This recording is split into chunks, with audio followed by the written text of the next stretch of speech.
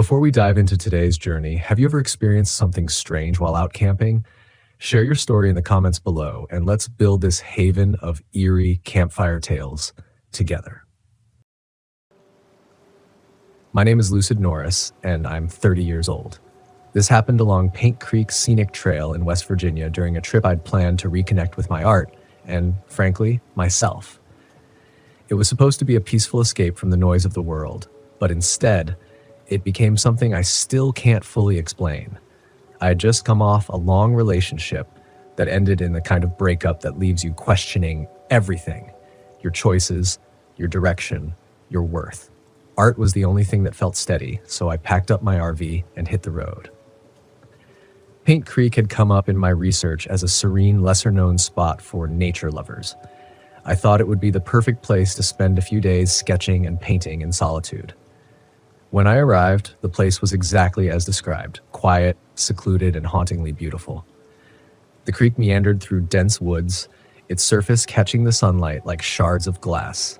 The leaves were just starting to turn, and the air carried a faint chill that hinted at the coming fall. I parked my RV near an old wooden bridge that crossed the creek. The bridge looked like it belonged in a ghost story, its weathered boards sagging slightly, but I couldn't resist its charm. I set up camp and spent the first day wandering the trails and sketching the landscape. The stillness was almost too perfect, but I chalked it up to being unused to this level of isolation. That night, I sat by the creek, working on a watercolor of the bridge as the sun dipped below the horizon.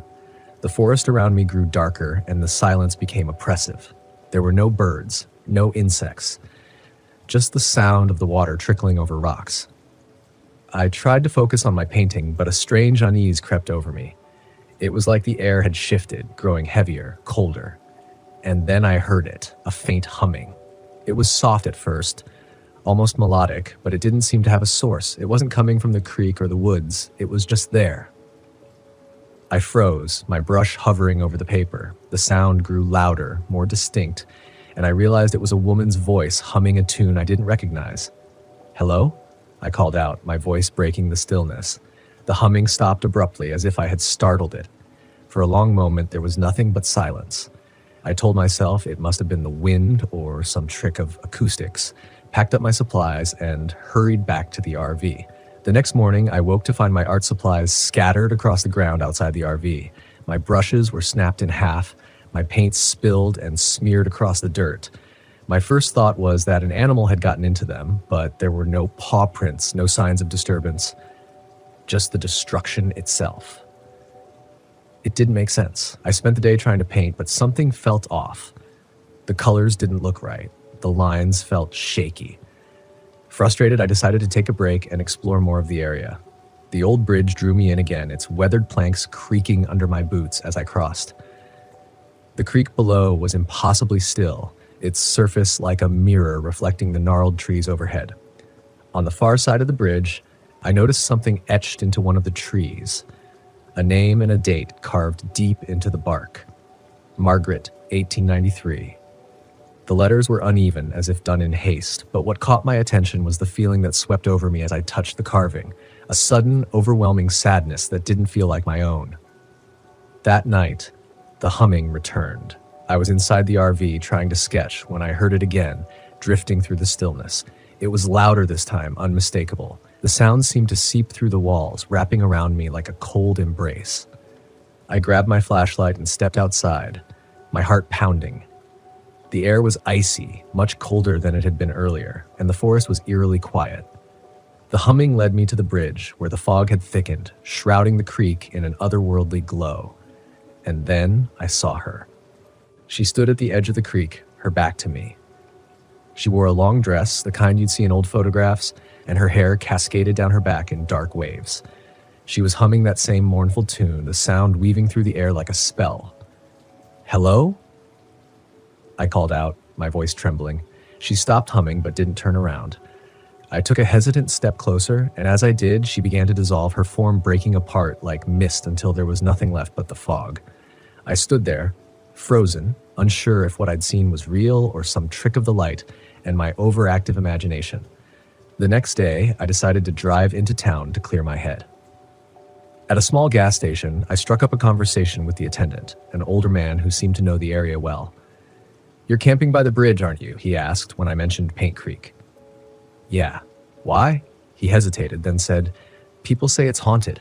They call her the Lady of Paint Creek. Story goes, she was abandoned by her husband during a harsh winter. He promised to come back for her, but he never did. She waited by that bridge until she froze to death. Now she haunts the creek, looking for people to join her." I laughed nervously, but his expression remained serious. "I'd avoid that bridge if I were you," he added, "especially at night." That evening, I couldn't stay away. Something about the Lady of Paint Creek drew me in like a moth to a flame. I set up my easel near the bridge, determined to capture her essence in my painting. As the hours passed and the sun dipped below the horizon, the fog rolled in again, and the humming returned. This time it was louder, more insistent. The air around me grew colder, and when I looked up, there she was, standing in the middle of the bridge. Her face was pale, almost translucent, and her hollow eyes bore into mine. She didn't move, but the humming turned into words, a whisper that sent chills down my spine. "Stay with me." I backed away, but my foot slipped on the wet grass and I fell. When I looked up, she was gone. But the feeling of her presence lingered, heavy and suffocating. I grabbed my supplies and ran back to the RV, locking the door behind me. That night, I dreamed of her. In the dream, I was standing on the bridge, staring down at the icy water. She appeared beside me, her hand cold as she touched my arm. "He left me," she whispered, her voice filled with sorrow. "They all leave." When I woke, I couldn't shake the feeling that she was still there, just beyond the edges of my vision. I knew I had to do something to end this, to break her hold on me. On my final night at Paint Creek, I returned to the bridge with my sketchbook and paints. The fog was thicker than ever, and the cold seeped into my bones. I set up my supplies and began to paint, my hands trembling as I worked. I painted her story, the bridge, the creek, her lonely figure waiting in the snow. As I finished, the humming surrounded me, and she appeared again, this time closer.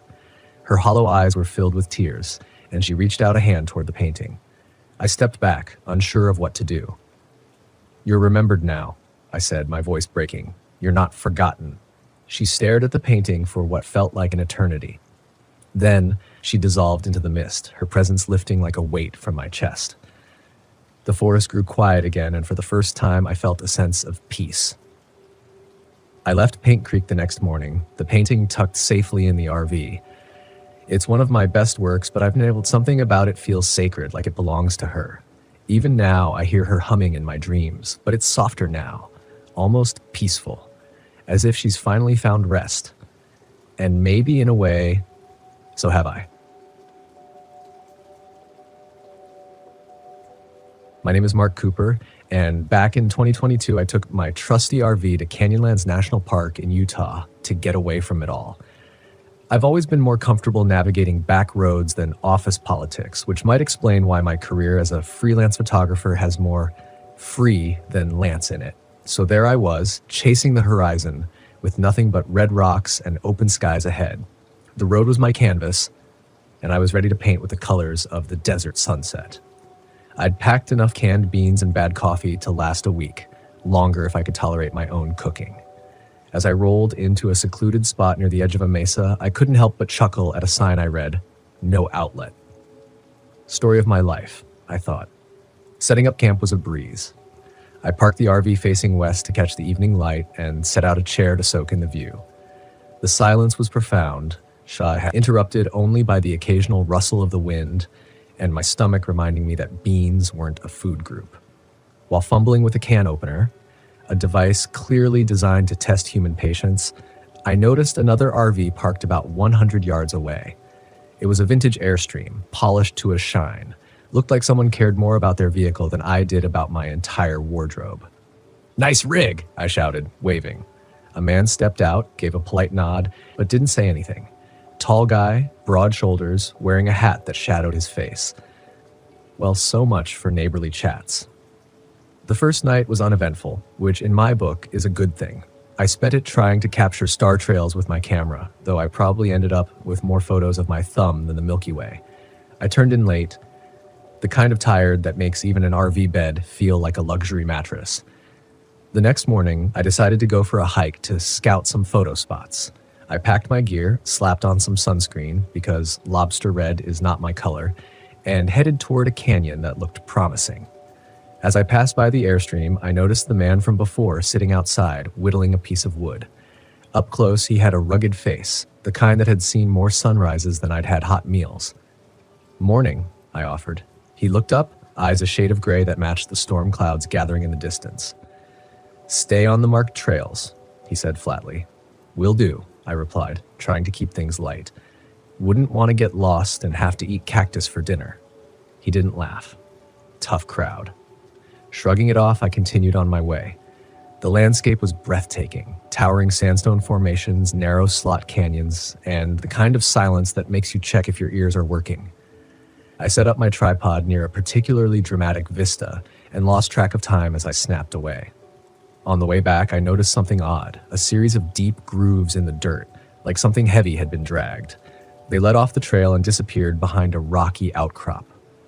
Curiosity may have killed the cat, but satisfaction brought it back, right?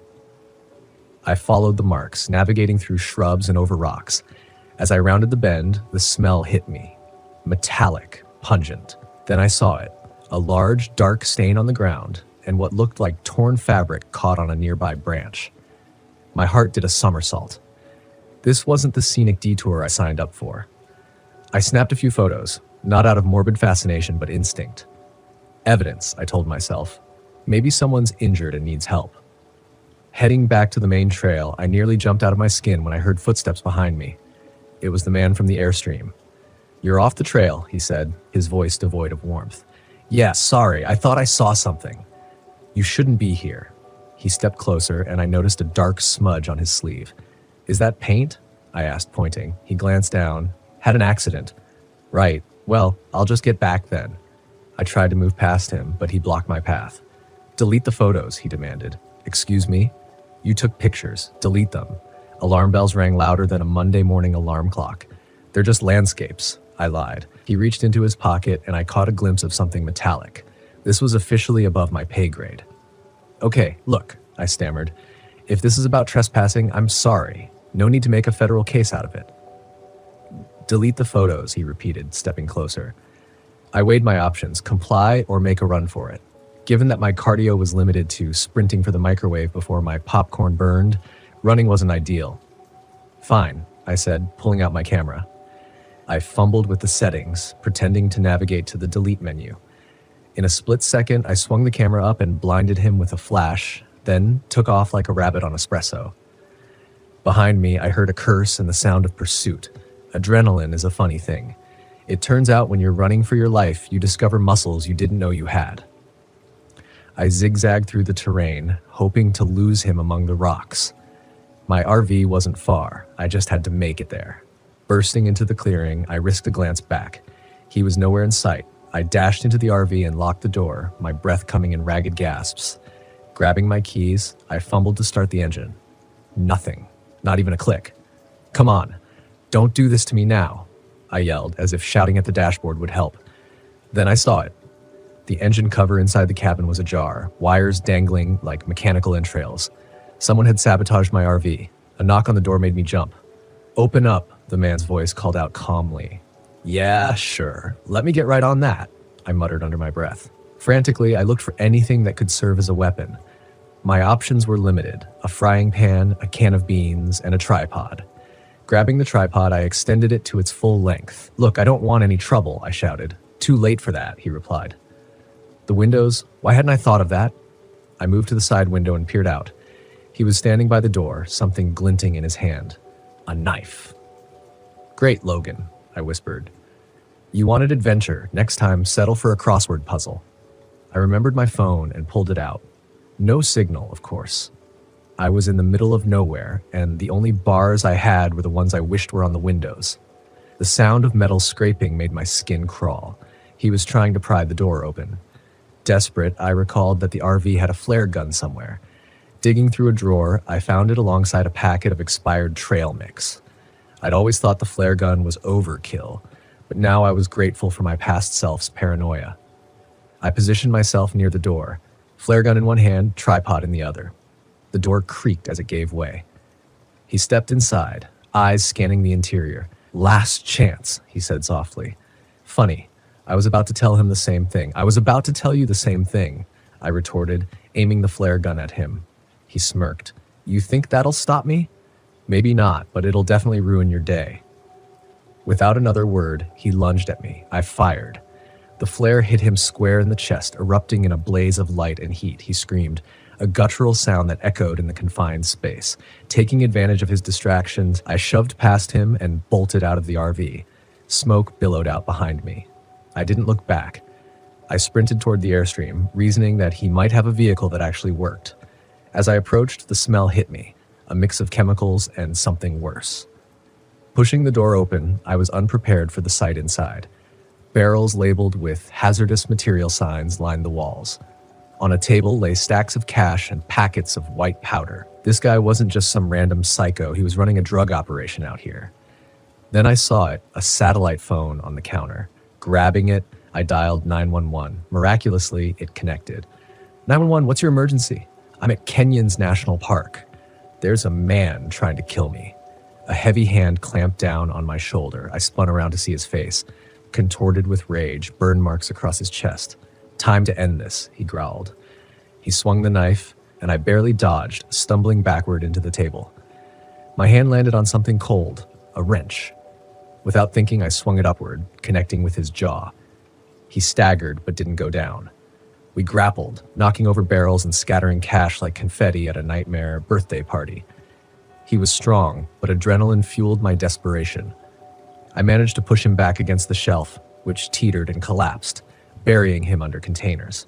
Not waiting to see if that held him, I bolted out of the Airstream. In the distance, I heard sirens. Bless those park rangers and their prompt response times. I ran toward the sound, waving my arms like a madman. A ranger's vehicle came into view, and I felt a surge of relief. "Over here," I shouted. They pulled up, and 2 rangers jumped out. "What's going on?" one asked. "There's a man. He tried to kill me. He's back there." I pointed toward the Airstream. As if on cue, flames burst from the RV. The whole thing was going up. "Stay here," one ranger ordered as they moved toward the fire. Minutes later, they returned. "We found a body," one said grimly. "Looks like he didn't make it out." I nodded, a whirlwind of emotions swirling but unsettling. "He was running a drug operation," I said. "There are barrels, chemicals, money." "We'll secure the area," the ranger assured me. "You're lucky to be alive." "Story of my life," I said with a weak smile. Luck and a questionable sense of adventure. They took my statement, and as the adrenaline faded, exhaustion took over. They offered me a ride back to the nearest station. As we drove away, I couldn't help but think about how a quest for solitude had turned into a fight for survival. Later, I learned his name was Victor Delgado, a former chemist turned drug manufacturer. He'd been using the remote areas of the park to cook meth, staying under the radar. Anyone who stumbled upon his operation didn't live to tell the tale. Well, almost anyone. I guess sometimes being in the wrong place at the wrong time makes for a heck of a story, just not one I plan to share on my next camping trip. The forest around me was too quiet. I'd been sitting by the campfire outside my RV, immersed in the silence for hours, but now something felt off. The kind of off you feel in your gut before your brain catches up to what's happening. No wind, no rustling in the leaves, just dead stillness. That was the first thing I noticed when I pulled up to this remote campsite deep in Mount Hood National Forest. A place like this should have been full of life. Birds, insects, something. But the only sound was the crackle of the fire and the distant hum of the radio I'd brought along. I needed quiet after everything that had happened over the past year. I wasn't looking for distractions, just isolation. After my wife's death, nothing made sense anymore. People kept telling me I needed to move on, but the noise of life, the sympathy, the well-meaning advice, the friends who didn't know what to say, became unbearable. So I packed up and hit the road, hoping the wilderness would give me space to think, or maybe stop thinking altogether. I thought the forest would help. It had. Until now. The radio's static broke the silence, a sudden burst of garbled noise that made me jump. I turned my head toward the RV where the old ham radio sat inside. I hadn't even touched the thing in hours. It was an antique I'd brought along to mess around with in my downtime, but the signal had been dead all day. No stations, no chatter, nothing. Until now. I stood up from the fire, walked over to the RV, and ducked inside to check the radio. The static was louder, more insistent, like it was trying to form words but couldn't quite get there. I twisted the dial, searching for a clearer signal, but all I got was more white noise. Then through the crackling, I heard it. A voice, faint and garbled, speaking numbers. 1, 3, 7, 8, 9. The numbers repeated over and over, mechanical and cold like a voice from an old number station. It didn't make sense. I was miles from anywhere, and this was supposed to be a dead zone. No signal, no interference. The voice paused for a moment, then the numbers started again. 1, 3, 7. It sent a chill through me, but I told myself it was just some rogue signal bouncing off the atmosphere. Maybe a military transmission. There were logical explanations for this kind of thing. I was sure of it. But the way the numbers repeated over and over felt wrong, like the message wasn't for just anyone. It was for me. I shut the radio off. My fingers were trembling slightly. I wasn't here for this. I needed quiet, not some weird radio signal rattling around in my head. The next day, I tried to forget about the radio. I spent the morning hiking through the woods. The towering pines loomed overhead like silent giants. The air was cool and damp, the sky just a sliver of gray through the dense canopy. But something gnawed at me, a faint buzzing at the back of my mind. No birds, no animals, just silence. When I returned to the campsite, the radio was on again, static blaring from the speakers. I hadn't touched it. I stepped inside the RV, staring at the radio like it might come to life. The static was louder now, more intense. I could feel it in my bones like the vibration from a low hum in the ground. And beneath the static, the numbers were back. 1, 3, 7, 8. I slammed my hand down on the off switch, killing the sound. My pulse was racing, my mind scrambling for an explanation. It had to be a glitch, something with the wiring, maybe a stray electrical signal. I'd worked with enough technology over the years to know that things sometimes did strange things when you weren't looking. But the numbers, the way they were so clear, so deliberate. I shook it off and stepped back outside, trying to push the growing unease away. That's when I noticed the man standing at the edge of my campsite. I hadn't heard him approach. He was just there, tall, scruffy, wearing a weathered jacket and a backpack slung over one shoulder. He looked like a camper, but there was something about the way he stood, stiff and tense, like he was waiting for something to happen. "Hey!" I called out, trying to keep my voice steady. "You lost?" The man looked at me, his face tight with anxiety. "I heard it too," he said. I froze, my heart skipping a beat. "Heard what?" "The signal. The numbers," he said, glancing toward the RV. "I've been picking it up on my own radio. It's not normal." My mouth went dry. "You've heard it too?" The man nodded. "I'm Ben," he said, stepping closer, his voice low. "I was camping a few miles down the road. I've been getting static, voices, weird electrical interference. My GPS stopped working. My cell phone drained to 0 in minutes." I swallowed hard, my mind racing. "What do you think it is?" Ben shook his head, his eyes darting toward the trees. "I don't know, but it's not natural. The way the signal moves, it's like it's getting closer." I didn't know how to respond to that. I was a man of logic, of science. Signals were signals. Glitches were glitches. But there was something about the way Ben spoke, the fear in his eyes, that made my skin crawl.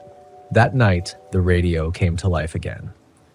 I tried to ignore it, tried to focus on the campfire and the peaceful silence of the woods, but the static was louder than before. The numbers were clearer, more insistent. 1, 3, 7, 8. Ben was sitting across from me, his hands wrapped around a cup of coffee. His eyes constantly scanned the dark forest around us. He hadn't relaxed since he showed up, and I couldn't blame him. There was something wrong here, something I couldn't explain. "You think it's some kind of broadcast?" I asked, more to fill the silence than anything. Ben shook his head. "I don't think it's a broadcast at all." "What do you mean?" He hesitated, then leaned closer, lowering his voice.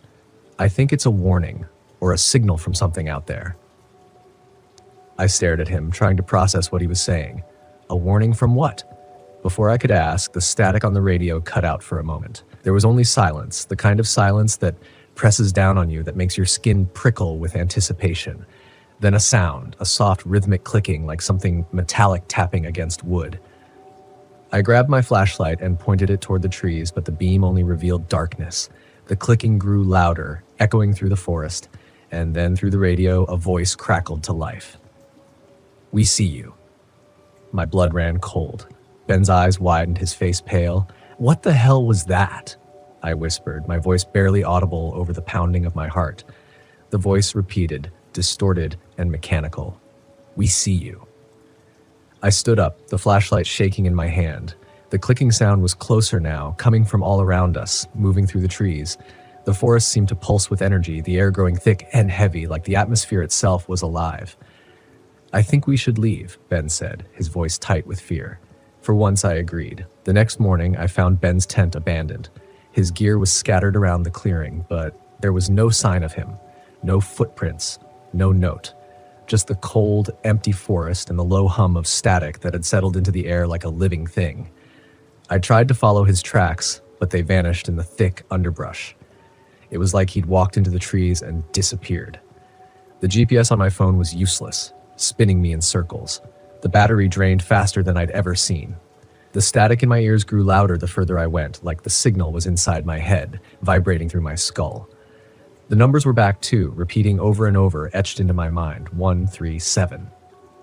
By midday, I stumbled across something I hadn't expected. An old, dilapidated radio tower hidden deep in the woods. The metal was rusted, vines crawling up the sides, but it was still faintly humming with power.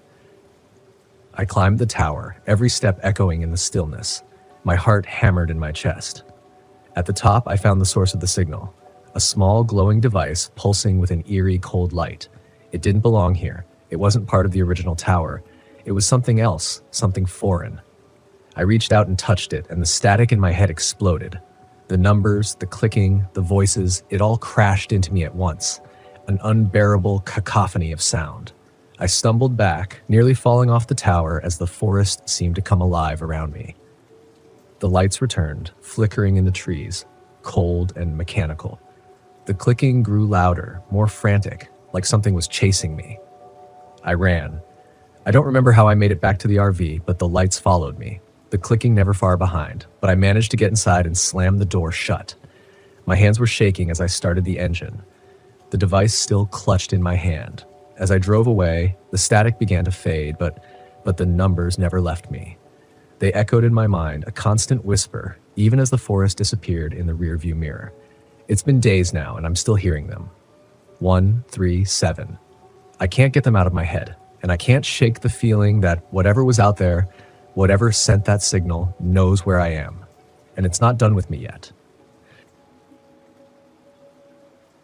My name's Eric Gibson, and back in 2013, I took my RV up to the Uncompahgre National Forest in Colorado to get a bit of solitude. I figured a few days in the quiet woods was what I needed after a brutal stretch at my job. That, and a chance to unwind and catch up on some reading I'd been putting off for too long. The campsite was perfect, a little slice of isolation in a pine grove near a mountain stream. There weren't any other campers around, just the way I liked it. After parking, I set up a small fire pit, rolled out a camp chair, and opened a cold beer. It wasn't until dusk that I noticed the first strange thing. Hanging from a tree just outside the edge of the camp was a bundle of what looked like animal bones tied together with rough twine. I remember squinting at it, trying to figure out if I was looking at some kind of decoration or a hunter's marker. I shrugged it off, figuring it was something left behind by previous campers, maybe someone with an odd sense of humor. But as night settled in, there was a strange tension in the air, a feeling like the forest was aware. That's the best way I can put it. And then there was a sound, a low, distant snap of a branch. Now, I'd done plenty of camping, so I knew the usual sounds. Animals rustling, branches falling, even the distant howl of a coyote or two. But this wasn't that. It felt deliberate, calculated. Like someone was creeping around my campsite, observing me. I called out, maybe hoping it was another camper who had just happened upon the spot. Silence. Not even the crickets joined in. Figuring it was probably my own nerves getting the best of me, I settled back in my chair, trying to brush it off. Maybe I even laughed a little, reminding myself I was out here to relax. But then, just as I was starting to unwind, another noise cut through the night. This time, it was closer. and it didn't sound natural. It was a low, whispering voice somewhere in the trees. I couldn't make out the words, but it had a strange rhythm, almost like a chant. I froze, listening harder, trying to pinpoint where it was coming from. A chill crept up my spine, and I cursed myself for not bringing anything stronger than a pocket knife. Then there was a flash of movement. I turned my flashlight toward the trees and saw him, a man standing just outside the ring of light. He was gaunt, dressed in layers of old, tattered clothes that looked like they hadn't seen a washing machine in years. His face was twisted in a wild grin, eyes wide with something that looked too intense to be curiosity. I called out, asking if he was lost, but he didn't answer. He just stared, that grin plastered on his face. I started getting that sinking feeling in my stomach, realizing I wasn't dealing with some lost hiker. This guy was here for a reason, and I had a strong feeling it had nothing to do with friendly campfire company. Without a word, he stepped back into the darkness, vanishing from sight, leaving me alone with my racing thoughts and that damn silence. I glanced around, debating if I should pack up and leave, but the road back was rough, and I wasn't eager to navigate it in the dark, so I went back into the RV, locking the door behind me. I grabbed a flashlight and a steak knife, the best I could manage at the time. I couldn't shake the feeling of being watched. Every creak, every rustle outside set me on edge. Hours seemed to pass with that quiet tension hanging thick in the air. Then, sometime after midnight, I heard scratching at the door. Not loud, but enough to make the hair on my arm stand up. I held my breath, my hand gripping the flashlight tightly, ready to hit anything that came through. Then the door handle rattled. I don't remember deciding to open the door, but somehow I did.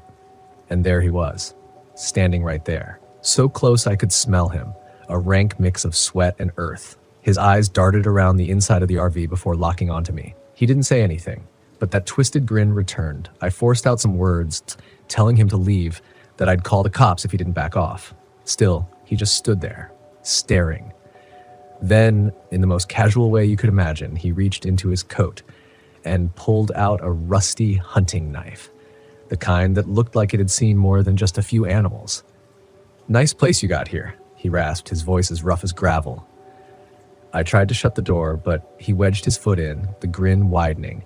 Panic started to claw at me. I shoved the door as hard as I could, finally managing to get it closed, hearing his foot crunch. His scream of pain echoed through the trees, and it was the most human sound I'd heard from him all night. I'd like to say I felt bad, but survival has a way of dulling empathy. It went quiet after that. I stood by the door, my heart pounding, flashlight in one hand and that ridiculous steak knife in the other, just waiting.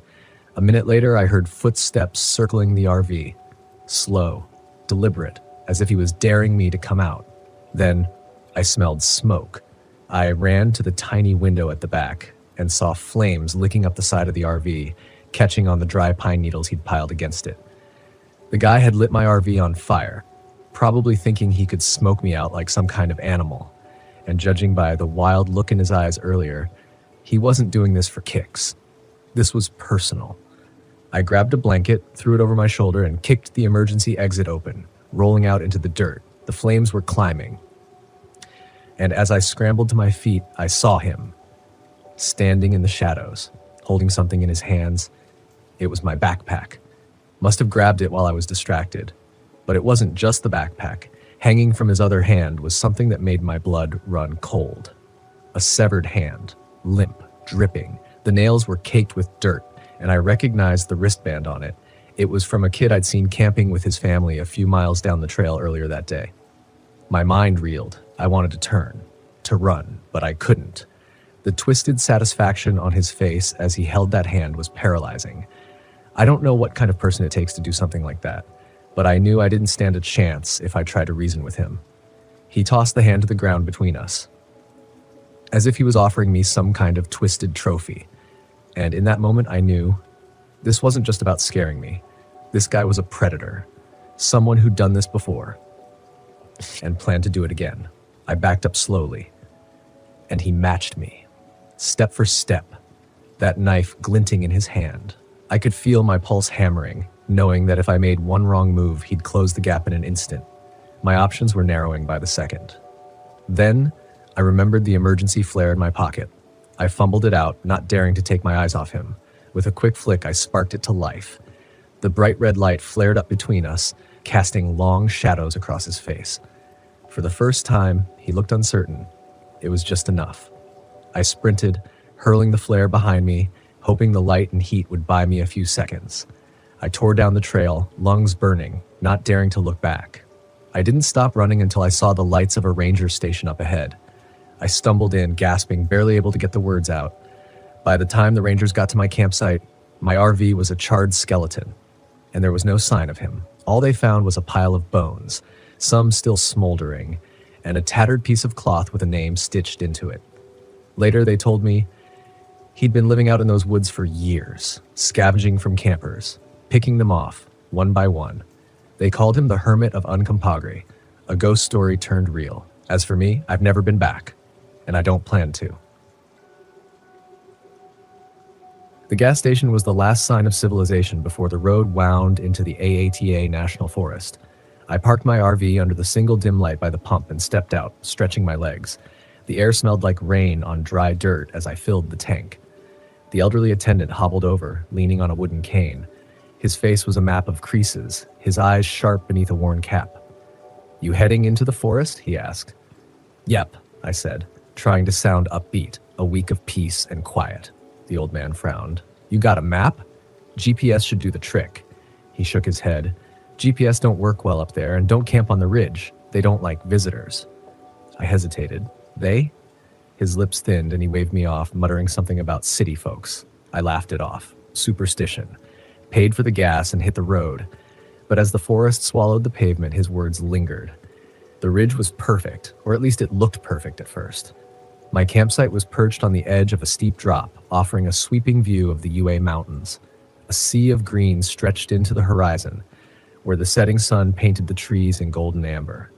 I set up quickly. The RV was stocked, the fire pit ready, and I had a week of hiking, fishing, and journaling to look forward to. This trip was my way of resetting. The divorce had left me hollow, unsure of who I was without Emily. Everyone said time would heal, but 3 months of silence had done nothing. Maybe here, surrounded by nature, I could figure it out. That first night, I sat by the fire with a whiskey in hand, the stars above me brighter than I'd seen in years. For the first time in months, I felt okay. But as the fire burned down to embers, the silence pressed in, thick and heavy. There were no crickets, no rustling leaves, just stillness. Then, far in the distance, a branch snapped. The next morning, I decided to explore. I'd marked a nearby lake on my map, so I packed some snacks, grabbed my journal, and headed out. The trail was overgrown but manageable, winding through dense forest. The trees seemed taller here, their branches clawing at the sky. About halfway to the lake, I started noticing them. Small piles of rocks and sticks arranged in deliberate patterns. Circles, triangles, shapes I didn't recognize. At first, I thought they were cairns left by other hikers, but these felt wrong. Like they weren't meant to guide anyone, but to warn them. I brushed it off and kept going. But when I reached the lake, something stopped me cold. In the damp earth along the trail, someone had written my name, Luke. The letters were jagged, like they'd been carved with a stick. I stared at it for a long time. Rationally, I told myself it had to be a coincidence. Luke wasn't an uncommon name. Maybe another hiker with the same name had passed through. But as I turned back toward camp, the forest felt different. The trees loomed closer, their shadows stretching longer. That night, I dreamed of him. I was standing at the ridge, staring out at the mountains, when a shadow appeared at the edge of my vision. Tall and gaunt, it wore a wide-brimmed hat that cast its face in darkness. It didn't move, didn't speak. It just stood there, watching me. When I woke, the RV was freezing. The heater had cut out, and the overhead lights flickered weakly. I sat up, disoriented, and noticed my journal lying open on the table. I was sure I'd left it in my backpack. Pages fluttered as a cold draft swept through the RV, though all the windows were shut. Outside, the forest was silent again.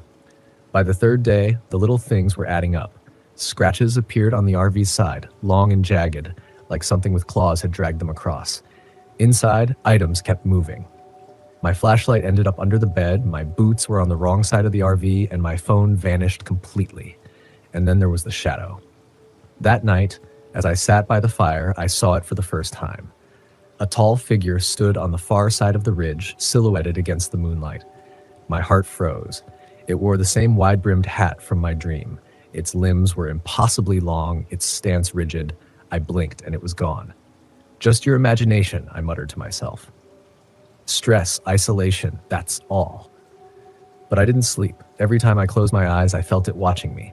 I woke to whispers, faint, indistinct murmurs that seemed to come from everywhere at once. My name, repeated over and over in voices that weren't mine. I sat up in bed, every nerve on edge. The RV's interior light flickered again, and the heater sputtered to life, then cut out. The whispers grew louder, like a storm brewing just outside the walls. And then I saw it. The Hat Man was inside the RV. He stood at the foot of my bed, his shadowy form filling the narrow space. His hat nearly brushed the ceiling, and though his face was hidden, I felt his gaze, cold and piercing. My chest tightened as I realized I couldn't move. My limbs were frozen, pinned to the bed as if by some invisible force. "Why are you here?" I wanted to scream, but no sound came out. The Hatman didn't speak. He tilted his head as though studying me, and then slowly reached out with a long shadow hand. The light flickered one last time, and he vanished. I couldn't stay another night. I packed as quickly as I could, my hands trembling, and started the RV's engine. It sputtered, stalled, and died. I cursed, trying again and again, but the vehicle wouldn't start. I was trapped. As the sun set, I decided to make a run for it. I grabbed my flashlight, a bottle of water, and my journal, the only things I could carry, and headed down the trail, praying I'd remember the way back to the road. The forest was alive now, filled with the crunch of leaves and the snap of branches. I glanced over my shoulder and saw him again. Closer this time. The Hatman moved with unnatural fluidity, his limbs bending in ways they shouldn't. His whispers filled the air, blending with the sound of my own ragged breathing. I tripped and fell into a clearing. The wind knocked from my lungs. The Hatman stood above me, his form blocking the stars. Voices filled my head, mocking, accusing, dredging up every mistake I'd made, my failed marriage, the lies I told myself, the loneliness I couldn't escape. "You don't belong here," the voices said, echoing in my mind. Desperate, I pulled out my journal and hurled it at him. "I'm sorry," I screamed, the words raw and guttural.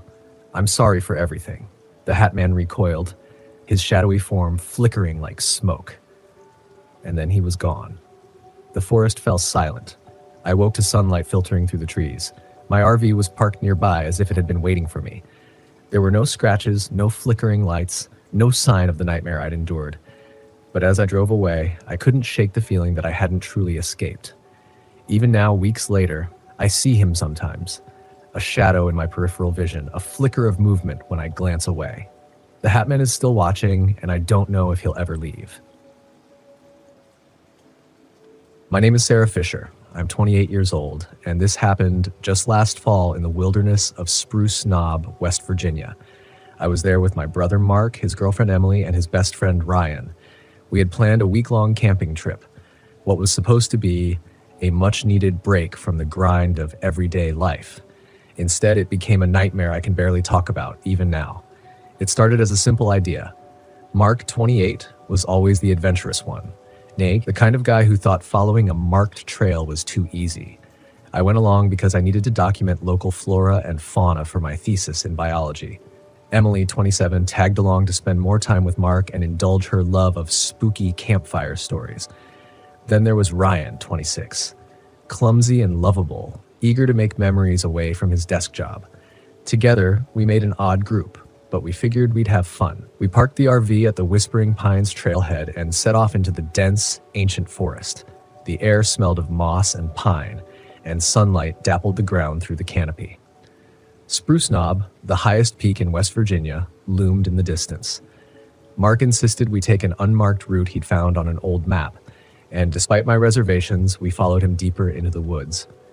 The first 2 days were relatively uneventful, apart from Ryan's usual mishaps. He forgot a tent pole, forcing us to patch his tent with duct tape. One of our flashlights died inexplicably, even though we had checked all the batteries beforehand. Small annoyances, but nothing we couldn't handle.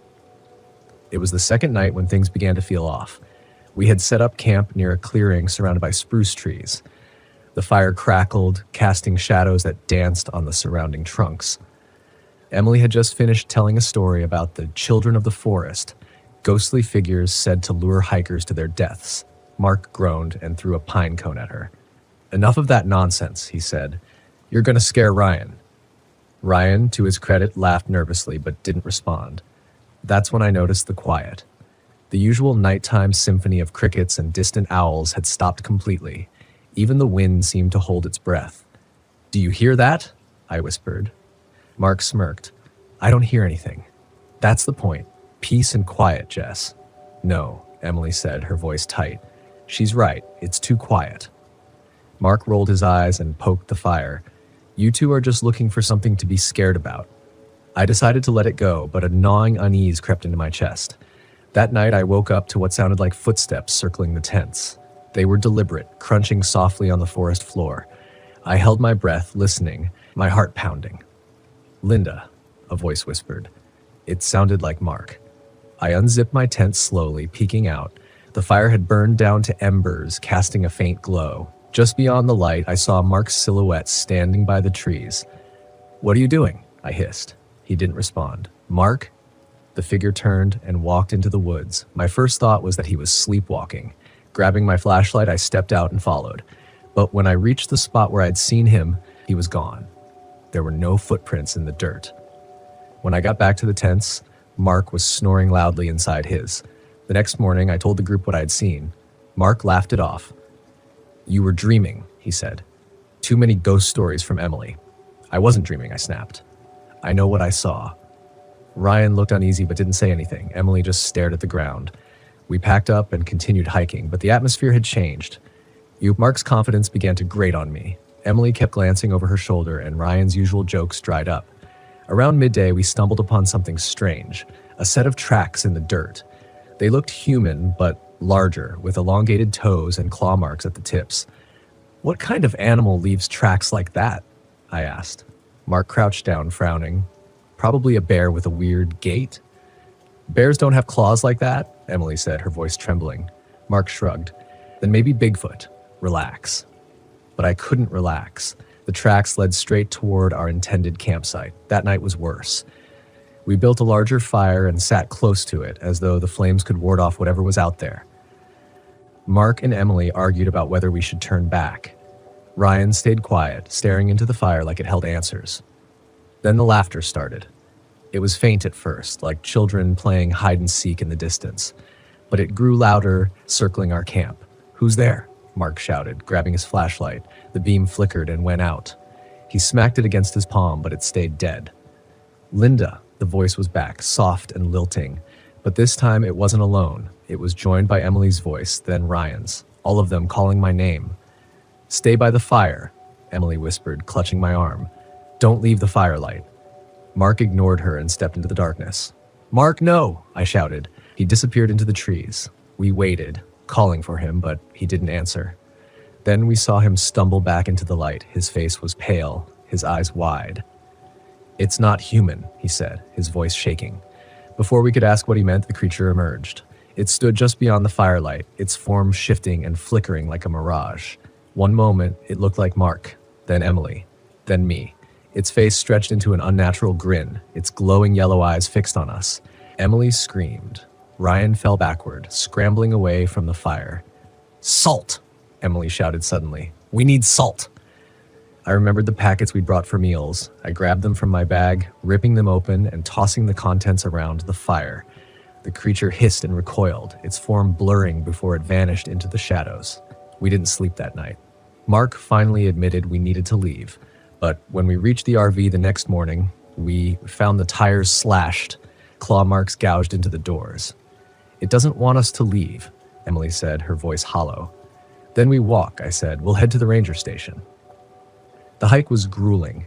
Every sound in the forest set us on edge, and the feeling of being watched never left. By midday, the creature returned. It didn't attack, but followed us, always just out of sight. Sometimes it looked like Emily, sometimes like Mark, sometimes like something entirely inhuman. When we reached a narrow trail along a cliffside, it attacked. The creature lunged at Mark, who fought it off with a burning stick from our campfire. "Go!" he shouted. "Get to the station!" "Mark, no!" I screamed, but he wouldn't listen. He stood his ground, the flames casting his shadow long against the rocks. We ran. We reached the ranger station at dawn, our legs shaking, lungs burning. The creature didn't follow us into the sunlight, but Mark was gone. Even now, I dream of him standing at the edge of the woods, his eyes glowing yellow. He whispers, "Come back." I never will. I don't believe in ghosts. Let's start there. I'm not some gullible thrill seeker searching for a cheap scare. I'm a storyteller. Years as a journalist, hunting facts, and now as a full-time vlogger, chasing compelling stories. That's what led me and my brother Caleb to Antelope Canyon in Arizona, a place of breathtaking sandstone formations, winds that whispered in ancient tongues, and legends as old as time itself. I wanted something unique for my channel. I got far more than I bargained for. It began with an idea, a road trip to the lesser-known parts of Antelope Canyon, capturing stunning visuals and exploring the haunting folklore of the Navajo. Caleb wasn't thrilled about joining me. He's the quieter sibling, happier behind a camera than in front of it. But since Mom and Dad's divorce, we hadn't spent much time together, so I talked him into it.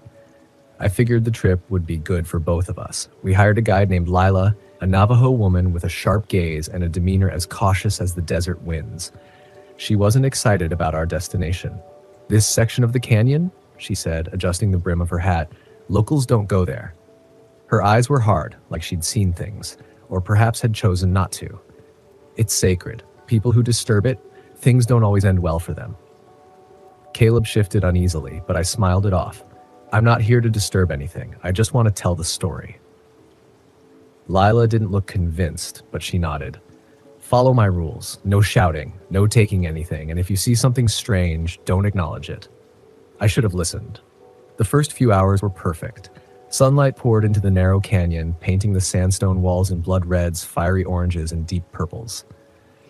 Caleb's camera clicked away, his quiet focus oddly comforting. I narrated into mine to capture the magic of the place. Lila moved ahead of us, her footsteps soft but purposeful. This was what I came for. But then, something changed. We paused to set up a shot. Caleb called out, his voice tight. "Emma, look at this." I walked over to where he was pointing. High on the canyon wall, almost 15 feet up, were handprints, ancient, weathered, but unmistakably human. How'd those get up there? Caleb muttered, stepping back to snap a photo. Lila's voice cut through the silence, sharp as a whip. "Leave them. Just leave them," she repeated, her eyes scanning the canyon walls, her fingers gripping her pack strap. Her tone was cold, her body tense as if the very air was thick with danger. I brushed it off. "What's the harm? They're just handprints." But Lila's gaze never wavered. "Leave them," she warned again. The air felt wrong after that, heavier. The whispers began. At first, I thought it was just the wind, a soft, hollow sound that rose and fell in rhythm like an echo bouncing off the canyon walls. But it didn't take long to realize that it wasn't random noise. No, the whispers were deliberate, rhythmic, like a chant threading through the canyon, winding its way into our ears, pulling us deeper. I stopped mid-step. "Do you hear that?" I asked. Caleb nodded, his expression uneasy. "It's weird, like voices."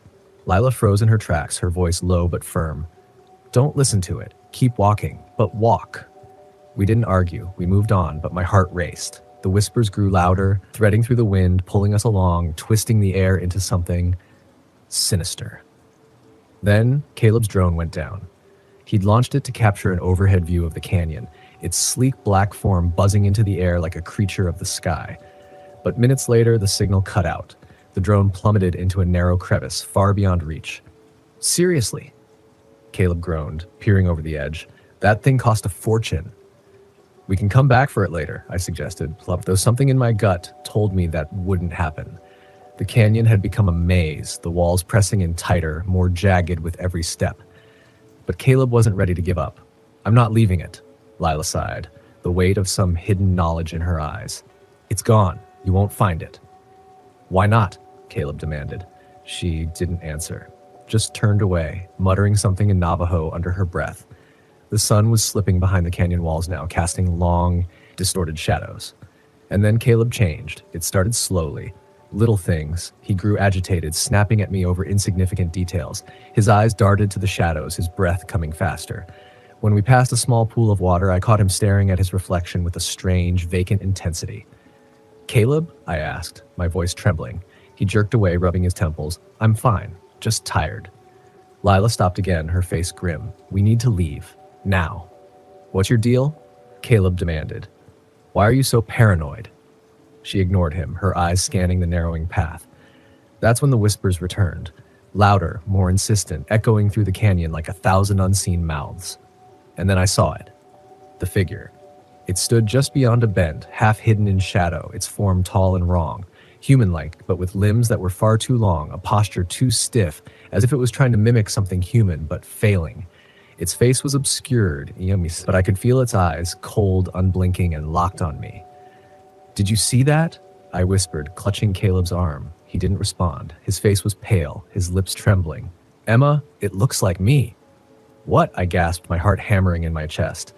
"What are you?" "It looks like me," Caleb shouted, pointing toward the figure, but when I looked back, there was nothing there.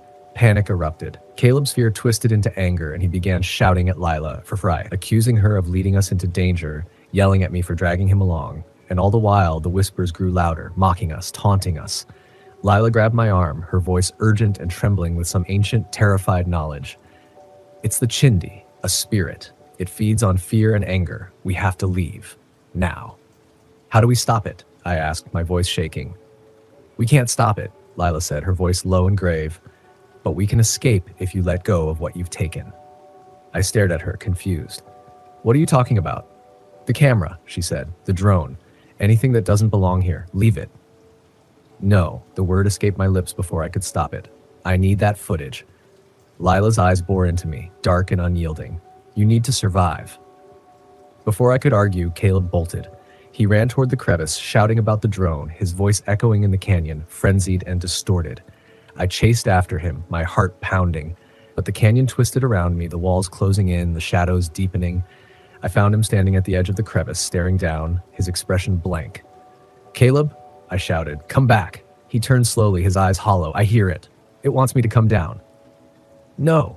I lunged forward, grabbing his arm. He fought me, his strength unnatural, too strong. Then Lila was beside me, pulling him back. "Let go," she shouted. "Destroy what you've taken." I hesitated, staring at the camera in my hands, feeling the weight of it, the weight of everything I wanted to capture. The whispers surged, deafening now, the very air alive with their hunger. And then the shadow emerged. The figure, crawling toward us from the crevice, its distorted form scraping across the rocks like something that had never been alive. With a cry, I hurled the camera against the stone. It shattered on impact, and the whispers stopped. The silence that followed was deafening. Caleb collapsed, trembling as the figure dissolved into the shadows. Lila knelt beside him, murmuring in Navajo, her voice steady and soothing, as if she were calming something much darker than him. We left the canyon in the dark, navigating by Lila's knowledge alone. When we finally reached the RV, relief flooded through me so violently, I nearly collapsed. But as we drove away, something lingered. I couldn't shake the feeling that we were still being watched. Back home, I uploaded what little footage remained, raw, disjointed, a fraction of what we'd filmed. But it wasn't until the final frame that I saw it. The shadow, a flicker in the background, its eyes glinting like cold fire. And even now I can feel it watching.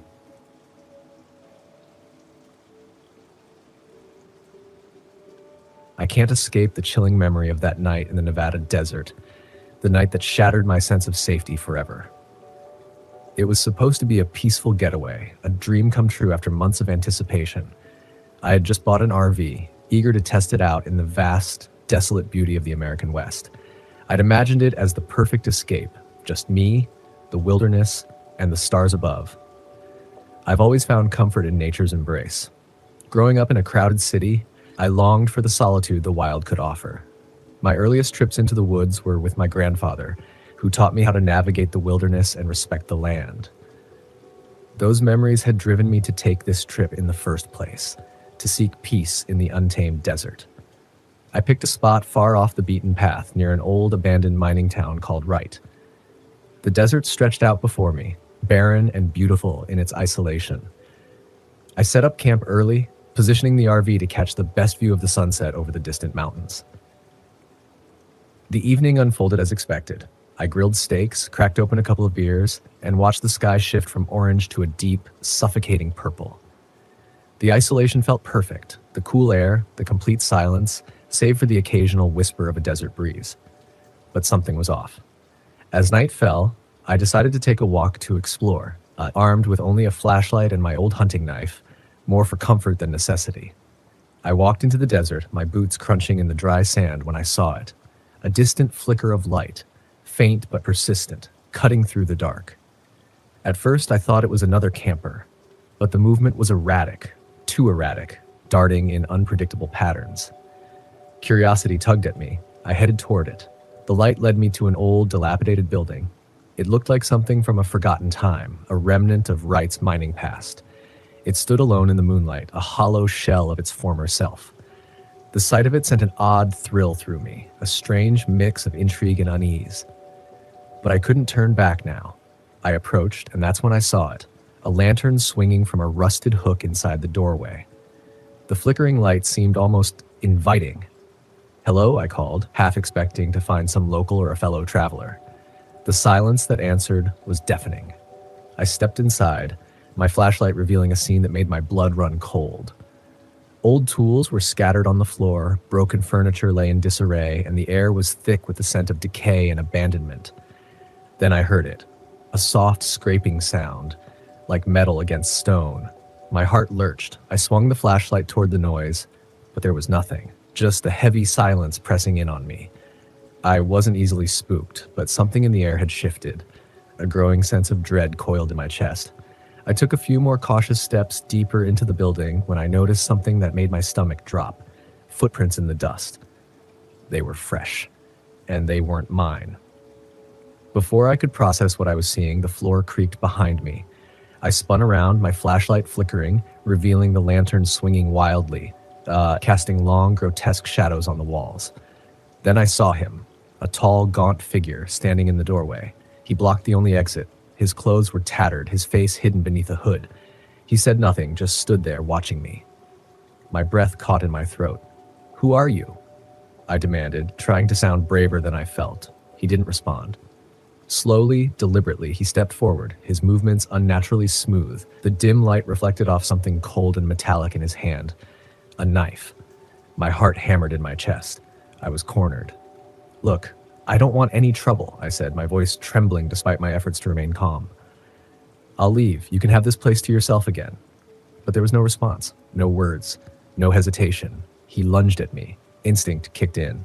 I barely had time to react, slashing with my knife just as his blade grazed my arm. Pain shot through me, but I didn't stop. I fought with everything I had. The man was strong, but desperation fueled me. I managed to knock him back with a swift blow from my flashlight. He staggered, giving me the fraction of a second I needed to turn and run. I bolted into the night, the vast desert now a maze of shadows and sounds. My breath came in ragged gasps as I sprinted toward my RV. When I reached it, I slammed the door shut, my heart pounding in my ears. I grabbed the shotgun I kept for emergencies. My hands shook as I prepared for the worst. Minutes dragged by like hours. I scanned the darkness outside, my mind a whirl of confusion and terror. Had he followed me? Was he out there, waiting? The silence of the desert now felt suffocating. I didn't dare let my guard down. At dawn, I finally ventured outside, shotgun still clutched tightly in my hands. The daylight made the world seem less menacing, but I knew better. I packed up quickly, my mind racing. I didn't want to stay another minute. I wanted to forget this place, to get as far away from it as possible. That's when I saw them. Footprints in the sand, leading from the RV to the old building and then back again. Fresh. The man had been following me, watching me. I didn't hesitate. I fired up the RV and sped away, my eyes never leaving the rearview mirror. The desert, once a peaceful haven, had turned into a nightmare. Every shadow, every rustling tree made me jump. The drive back to civilization felt like an eternity, each mile stretching on forever. When I finally reached the town, I went straight to the sheriff's office. I gave my statement, showed them the cut on my arm. They took it seriously enough, but I could see the skepticism in their eyes. Wright's been abandoned for decades, the sheriff said, his voice flat. There's no one out there, probably just some drifter or a prankster. We'll send someone to check it out.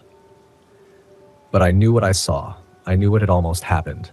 The memory of that night haunted me, clawing at my mind. I'd survived, but the man with the knife would never leave me. I never heard back from the sheriff's office. Part of me was relieved. I didn't want to know if they found anything out there. It was enough to know I'd escaped with my life. I never went on another solo camping trip in the wilderness. The desert had shown me a darker side, a side I would never forget. My RV sits unused in the driveway, a silent reminder of that night. Maybe one day I'll go out there again, but the open road no longer calls to me like it once did. The wilderness is beautiful, yes, but it's also a place where danger lurks in the shadows, where you can find yourself alone, facing something far worse than the elements, something human, something dark. And that's a lesson I will carry with me for the rest of my life. My name's Justin Gibson, and back in 2020, I decided to take my RV out to the Great Smoky Mountains in Tennessee for a much-needed escape. After years of working as a paramedic in Nashville, I figured some solitude in nature might help clear my head. I wasn't looking for anything fancy, just me, my RV, and the open road. The drive was smooth, the kind that makes you appreciate cruise control, and good coffee. I arrived at a quaint little campground nestled between dense forests and winding trails. The air was crisp, tinged with the scent of pine and earth. I parked my RV in a spot that offered a panoramic view of the mountains.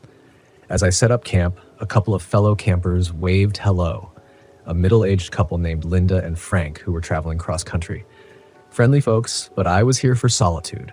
That evening, I sat by the campfire, poking at the embers while sipping on a cold beer. The stars overhead were a dazzling display, free from the city's light pollution. I thought about the countless nights I had spent rushing through city streets, sirens blaring, and here I was, enveloped in peace. Maybe I should have done this sooner, I mused aloud, chuckling at my own procrastination.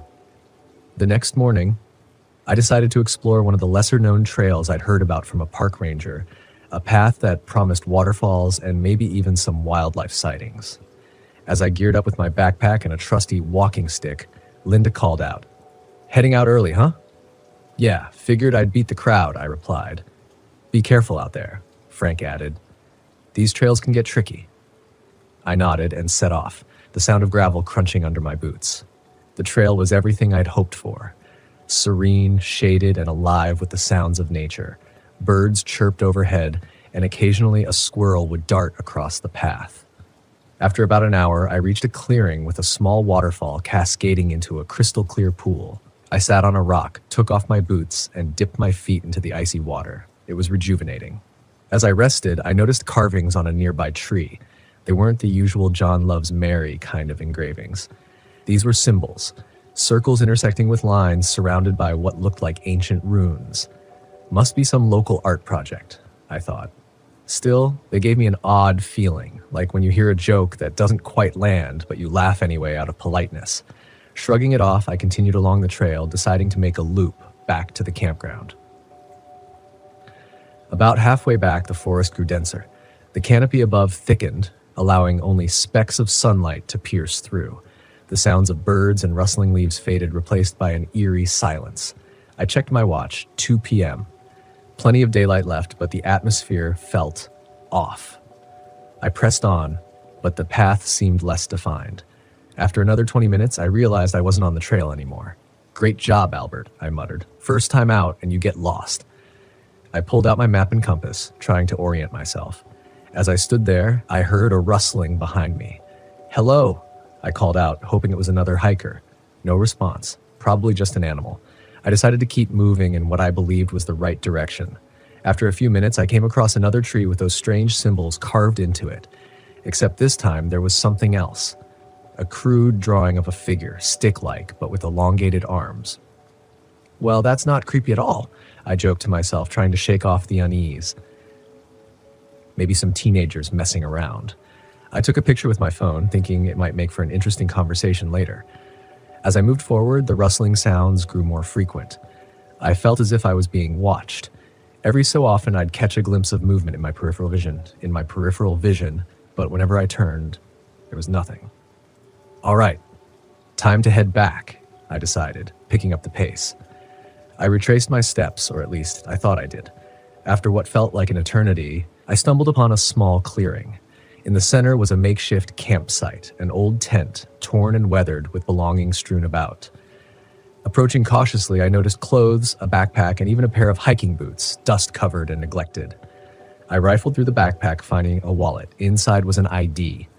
Mark Henderson, Asheville, dated 3 years prior. "What happened to you, Mark?" I whispered. No signs of a struggle, but the place looked abandoned in a hurry. A sudden snap of a twig jolted me upright. I turned to see a man standing at the edge of the clearing. He was tall and gaunt, with unkempt hair and a beard that looked like it hadn't been trimmed in years. His clothes were tattered, and he held a hunting knife, stained with something dark. "Didn't mean to trespass," I stammered, raising my hands slightly. "Just got lost on the trail." He stared at me, unblinking. "Not many people come this way," he finally said, his voice raspy. "Yeah, well, first time for everything." I attempted a weak smile. "I'll just be on my way." He stepped closer. "Find anything interesting?" His eyes darted to the backpack in my hands. "Just trying to find my way back. Thought there might be a map." He tilted his head, a smirk forming on his lips. "Maps won't help you here." The tension was palpable. My heart pounded as I calculated my options. "All right then, I'll just head back the way I came." He chuckled softly. "You city folks are always in such a rush." Without warning, he lunged at me, the knife aimed straight for my chest. Instinct took over. I dodged, feeling the blade graze my arm. Pain seared through me, but adrenaline kept me moving. I swung my backpack at him, hitting his face and causing him to stumble. I bolted into the woods, branches whipping against my face. Behind me, I could hear his footsteps, heavy and relentless. "You can't run forever," he shouted. Spotting a fallen tree ahead, I ducked behind it, trying to catch my breath. Blood trickled down my arm. The cut was deeper than I'd realized. I tore a piece of my shirt to wrap the wound. The forest was silent again, but I knew he was close. Minutes passed, then a whisper. "Why make this difficult?" I needed a plan. Remembering my phone, I pulled it out. No signal. Of course. But the flashlight function still worked. An idea formed. Picking up a rock, I tossed it into the bushes opposite me. The rustling drew his attention. "There you are," he yelled, moving toward the noise.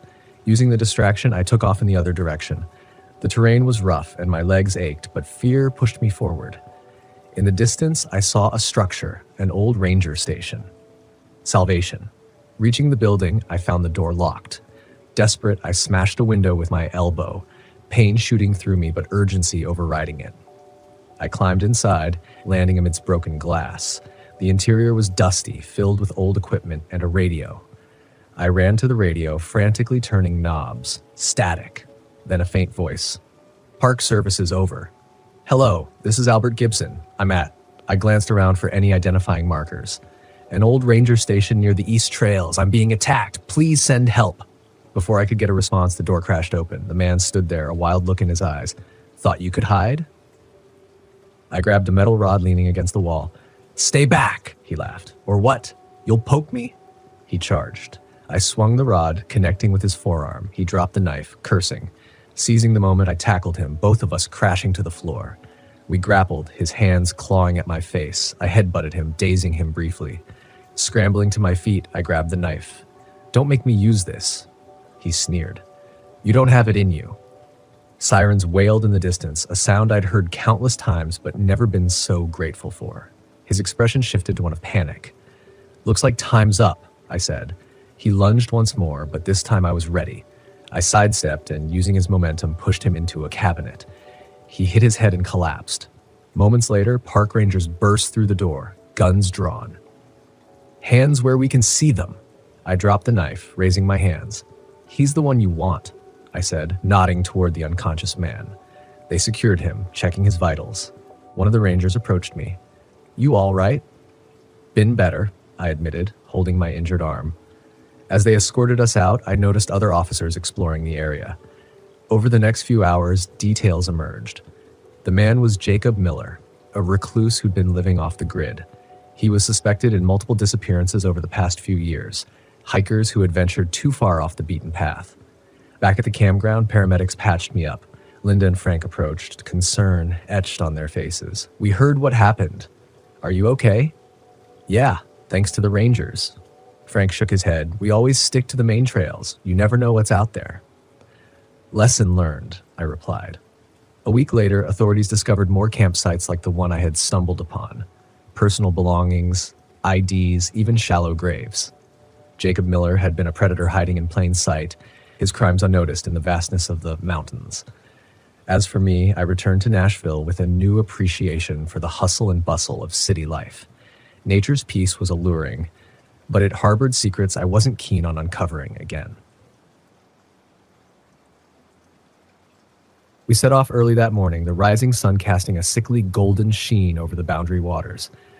Carly, always at the helm, barked instructions as she triple-checked our supplies, her eyes gleaming with that feral love for the wilderness.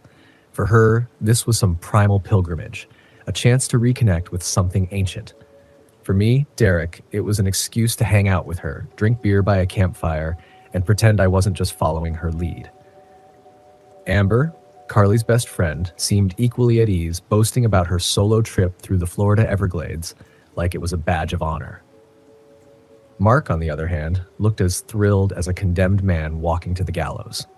His eyes were hollow, his face a mask of exhaustion from a recent breakup, and we all felt it. The tension in the air was palpable, but we tried to ignore it, keeping the mood light.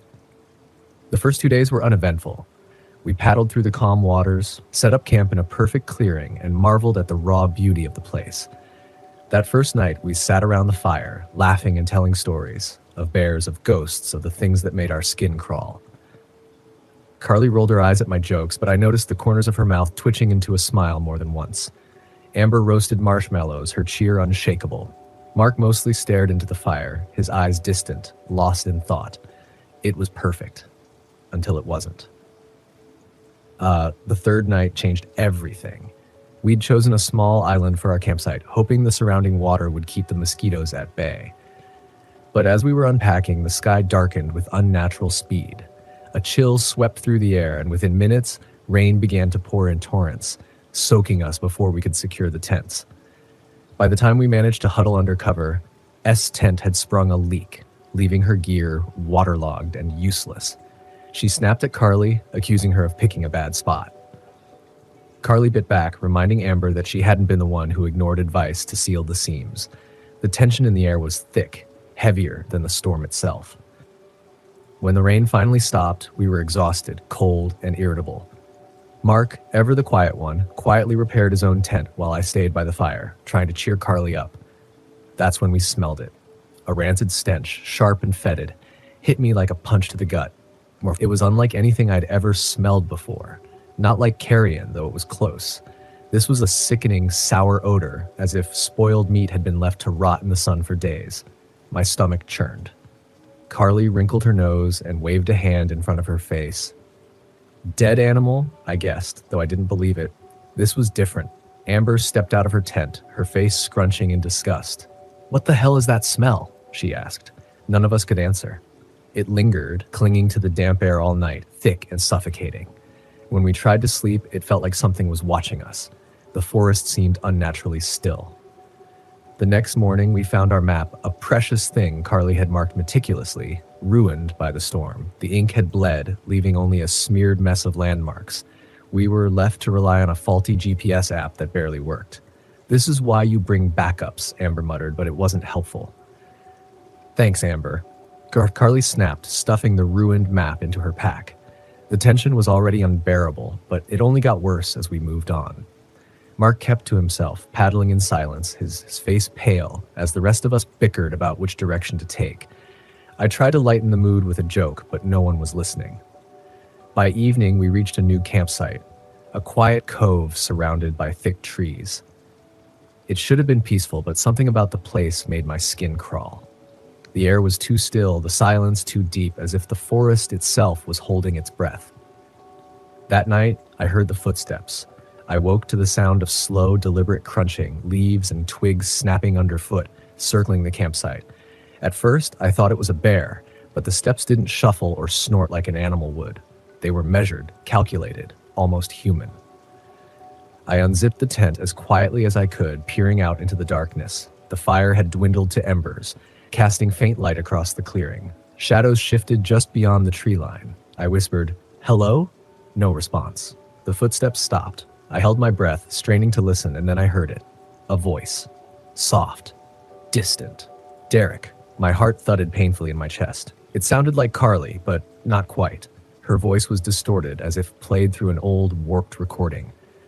I crawled back into the tent, pulling the sleeping bag over my head like a frightened child. The footsteps didn't return, but I didn't sleep. I couldn't. The next morning, I told Carly what I'd heard. She frowned, confused. Footsteps? And a voice? It sounded like you, but weird? Amber scoffed. Come on, Derek, it's the woods. Your brain was probably playing tricks on you. But I knew what I heard. I could still feel the hair on the back of my neck standing up. Mark, however, was pale, his eyes wide. I heard it too, he said, his voice trembling. It wasn't Carly. It wasn't human. And then things took a darker turn. We found a deer near the edge of the campsite, frozen in place. At first, I thought it was just startled, but as we drew closer, it didn't move. Its eyes were glossy and distant, almost human, and its body seemed too gaunt, like it hadn't eaten in weeks. Carly clapped her hands, trying to scare it off, but it didn't flinch. Instead, it slowly turned and walked away, its movements stiff, unnatural. Okay, that's creepy, Amber admitted, her usual bravado gone. We decided to move on, hoping to find a safer spot. But when we reached the next campsite, we found our food missing. The bear bag, tied high in the trees, had been shredded and the contents scattered. Whatever had done this was big, and it wasn't a bear. That night, Amber vanished. We woke to find her tent empty, her gear untouched. Panic set in. Carly wanted to search the woods, but Mark just stood there, trembling. She's gone, Mark whispered, his voice barely audible. We can't save her. Carly snapped at him, her face twisted in fury. We're not leaving her out there. But Mark's words struck a deep chord. His fear was contagious. Still, we couldn't leave her behind. We followed a faint trail of footprints through the trees and found her standing in a clearing, motionless.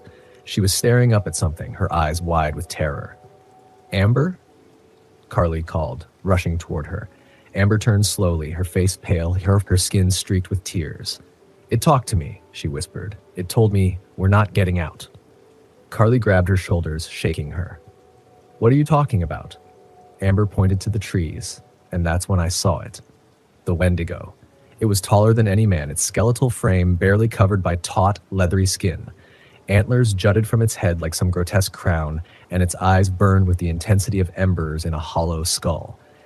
It didn't move, but its presence was suffocating, like a weight pressing down on my chest. It's not real, Amber mumbled, over and over as if trying to convince herself. But it was real, and it was watching us. The rest of the day was a blur. We stumbled back to the campsite, Amber mumbling incoherently while Carly tried to devise an escape plan. Mark refused to leave the fire, his eyes darting nervously, claiming that the darkness was safer than the trees. As night fell, the Wendigo returned.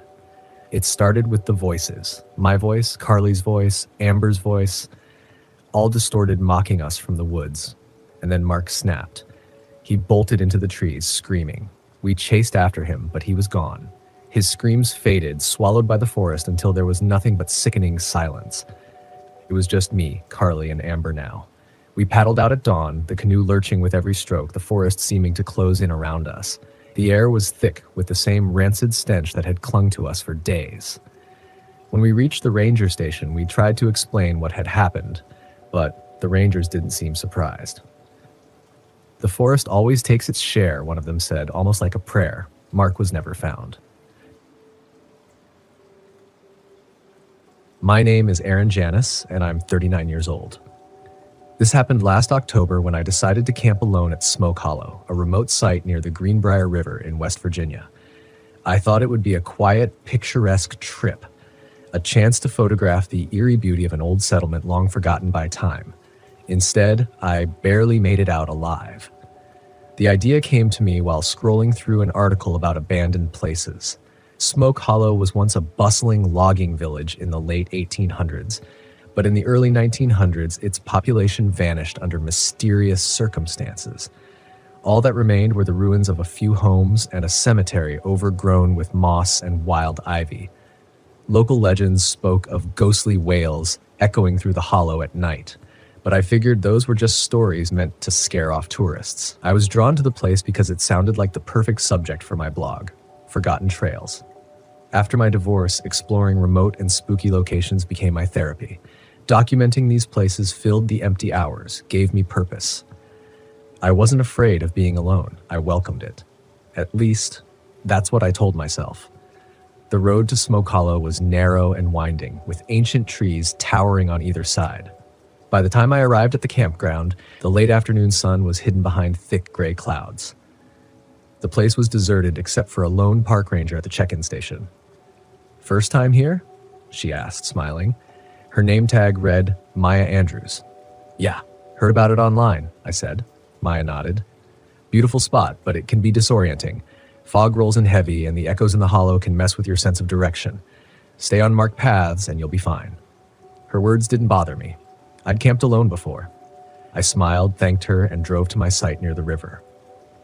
The air was damp and cold, carrying the faint, earthy smell of decaying leaves.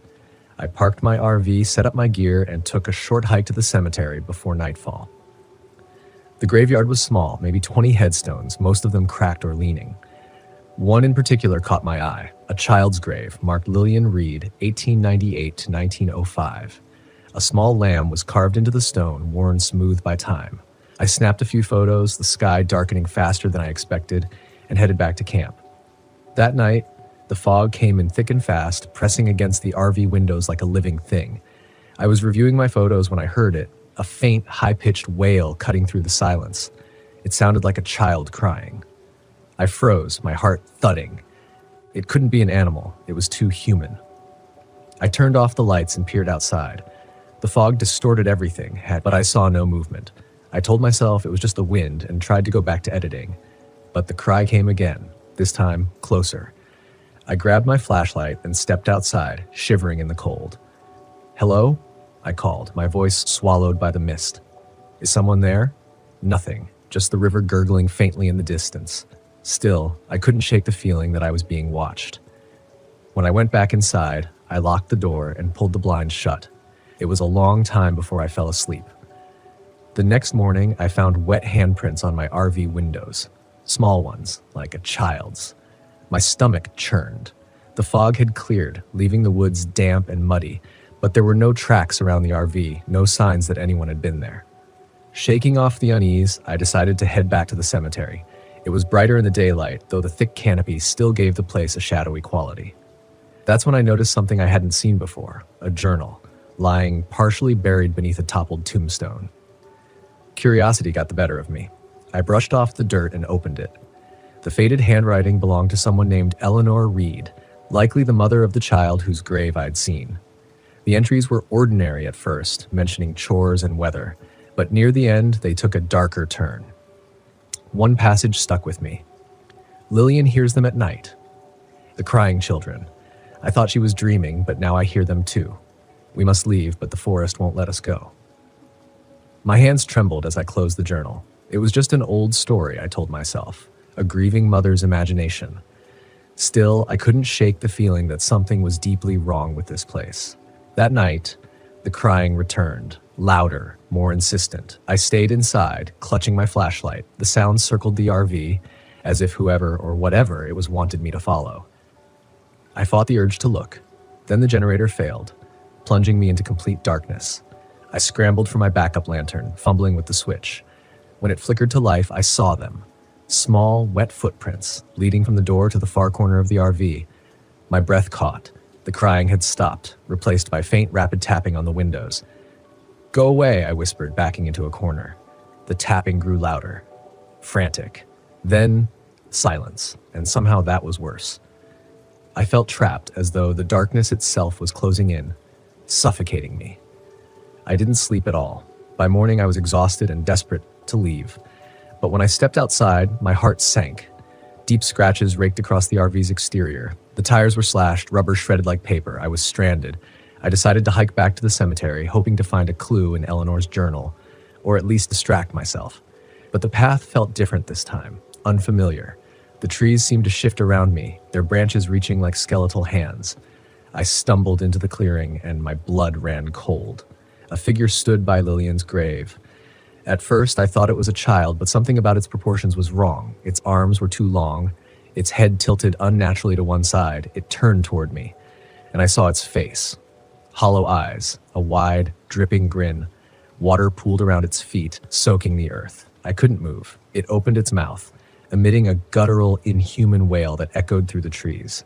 My legs finally obeyed. I ran. The sound chased me all the way back to the RV. That night, the entity attacked. It battered the RV, its cries deafening. The windows rattled, the walls creaked. I remembered the journal's warning. The forest won't let us go. But it wasn't the forest. It was this thing, this embodiment of grief and rage. Desperate, I turned on my phone and played a voice recording I'd taken of Maya's advice. Stay near the marked paths. Her calm, human voice cut through the chaos like a beacon. The entity recoiled, its form flickering. I grabbed the journal, clutching it like a talisman, and shouted, "Lillian, stop! You're free." The wailing stopped. The air grew still. For a moment, I thought it was over, until I heard a soft, wet laugh behind me. I ran. I didn't stop until I reached the main road, the RV abandoned behind me. A passing car picked me up, and I barely managed to explain what had happened. When we passed Smoke Hollow, I saw it. The figure, standing in the fog. Its hollow eyes followed me. I never went back. The photos I took were strange, blurry, distorted, as though the camera couldn't quite capture the truth. But one image haunts me most, a figure standing by Lillian's grave, its face staring straight into the lens, and I've stopped camping alone. Some silences are meant to stay undisturbed. When I first heard of the Brown Mountain Lights, I dismissed it as just another legend. Ghosts, swamp gas, ball lightning, none of it seemed real. But for someone like me, an amateur videographer chasing thrills for my travel channel, it was the perfect story. I had quit my desk job a month ago to live in my RV and document America's strangest, most eerie places. The Pine Barrens, the Winchester House, now the Brown Mountain Lights. They were all on my list. So, there I was, parked at a remote campsite near Brown Mountain, North Carolina, with a perfect view of the dark ridge rising against the twilight sky. I had my drone, camera, and laptop all set, ready to capture whatever phenomenon would unfold. The first night was uneventful, just the sound of crickets chirping and the occasional rustle of leaves in the breeze. I stayed up late, hoping to catch a glimpse of the famous orbs, but nothing happened. Then, around 2 a.m., the lights appeared. I was sitting in the RV scrolling through old footage when I saw them through the window, small, bobbing orbs of light hovering above the treetops. At first, I thought they might be drones, but they moved too erratically, darting back and forth in patterns that seemed almost alive. My pulse quickened. I grabbed my camera and rushed outside into the cold mountain air, heart pounding in my chest. The lights were faint, but pulsed in a mesmerizing rhythm, as if they were calling to me. I started filming, my voice shaky. "There they are," I whispered. "The Brown Mountain Lights. They're real."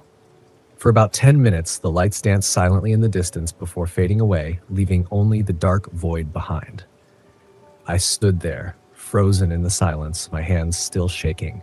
I was exhilarated, until I went back inside and everything started to go wrong. The first sign was my drone. I powered it up to check the footage, but the screen was nothing but static. The battery, fully charged just hours ago, was drained to almost nothing. My laptop wasn't much better, the screen flickering with strange symbols I didn't recognize. I stared at the patterns, trying to make sense of them, but they twisted and shifted as if they were alive, squirming on the screen. "Great," I muttered under my breath, shutting the laptop. Tech issues on night one. Frustrated, I went to bed, hoping for a better start in the morning. The next day, I decided to explore. There was an old trail leading up the mountain, and I figured a higher vantage point might give me a better shot at the lights. The hike was tougher than I expected. Loose rocks and overgrown roots made every step a struggle. Halfway up, I slipped, twisting my ankle painfully as I crashed into a jagged rock. Wincing, I pushed through the pain, stubbornly refusing to turn back. By the time I reached the summit, I was sweaty, bruised, and in a foul mood. But the view was worth it. The valley stretched out below, a sea of green beneath the blue sky. I set up my camera, snapping a few shots before heading back down. That's when I noticed the first strange thing. I couldn't find the trail. I retraced my steps, scanning the ground for the path I had followed up, but it was gone. The terrain looked wrong. The trees leaned at odd angles, as though the forest had shifted while I wasn't looking. Panic clawed at my chest. I checked my phone for GPS, but there was no signal. I stood there, turning in circles, trying to make sense of it. Then, out of the corner of my eye, I saw it. A faint glow between the trees. The lights. They were closer this time, brighter, hovering just above the ground. Without thinking, I began walking toward them, stumbling over roots and rocks, desperate to see them up close. But as I moved, they seemed to pull away, guiding me deeper into the forest. The world around me changed. The trees grew taller, their branches twisting in unnatural ways. The air felt thick, charged with an electric hum. My watch.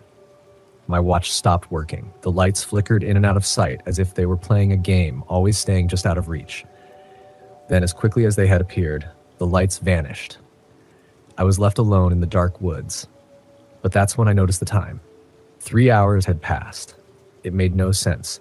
I had only been hiking for 20 minutes, maybe 30 at most.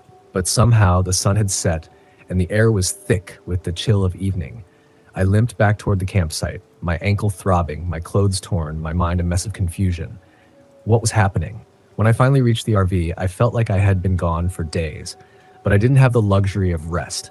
The second night was worse. I woke to a strange humming sound, low and resonant, vibrating through the walls of the RV. At first, I thought it was some mechanical issue, but then I realized the noise was coming from the woods. The lights were back. This time, they weren't in the distance. They were right there, hovering just beyond the clearing, larger, brighter, and moving in slow, deliberate circles around the RV. I grabbed my drone, determined to get close enough to see what they really were. But as soon as the drone lifted into the air, the lights scattered, darting away faster than the camera could track. The drone's screen flickered, the controls became unresponsive, and with a sickening crunch, it crashed into the trees. That's when I saw them. Figures, tall, thin shapes moving between the trees. At first I thought they were people, but as I focused, I realized something was horribly wrong. They were too tall, too thin, their limbs bending at unnatural angles. I called out, my voice trembling. "Hello? Who's there?" The figures stopped. One of them turned, its face, or what should have been a face, completely smooth, like a mannequin. It tilted its head, studying me. Then it faded into the shadows. The lights flared up, brighter than ever, forcing me to shield my eyes. When I looked again, the figures were gone. By the third day, I was unraveling. My gear was useless. My footage was corrupted beyond repair. I hadn't slept more than a few hours in days. Every time I closed my eyes, I saw the lights. I couldn't leave, not with my RV malfunctioning, and even if I could, I wasn't sure I wanted to. I had to know what was happening. That night, I set up a perimeter of flashlights around the campsite, hoping to keep the lights at bay. But they came anyway, piercing through the trees like ghostly fireflies, moving closer and closer still until they were just a few feet away.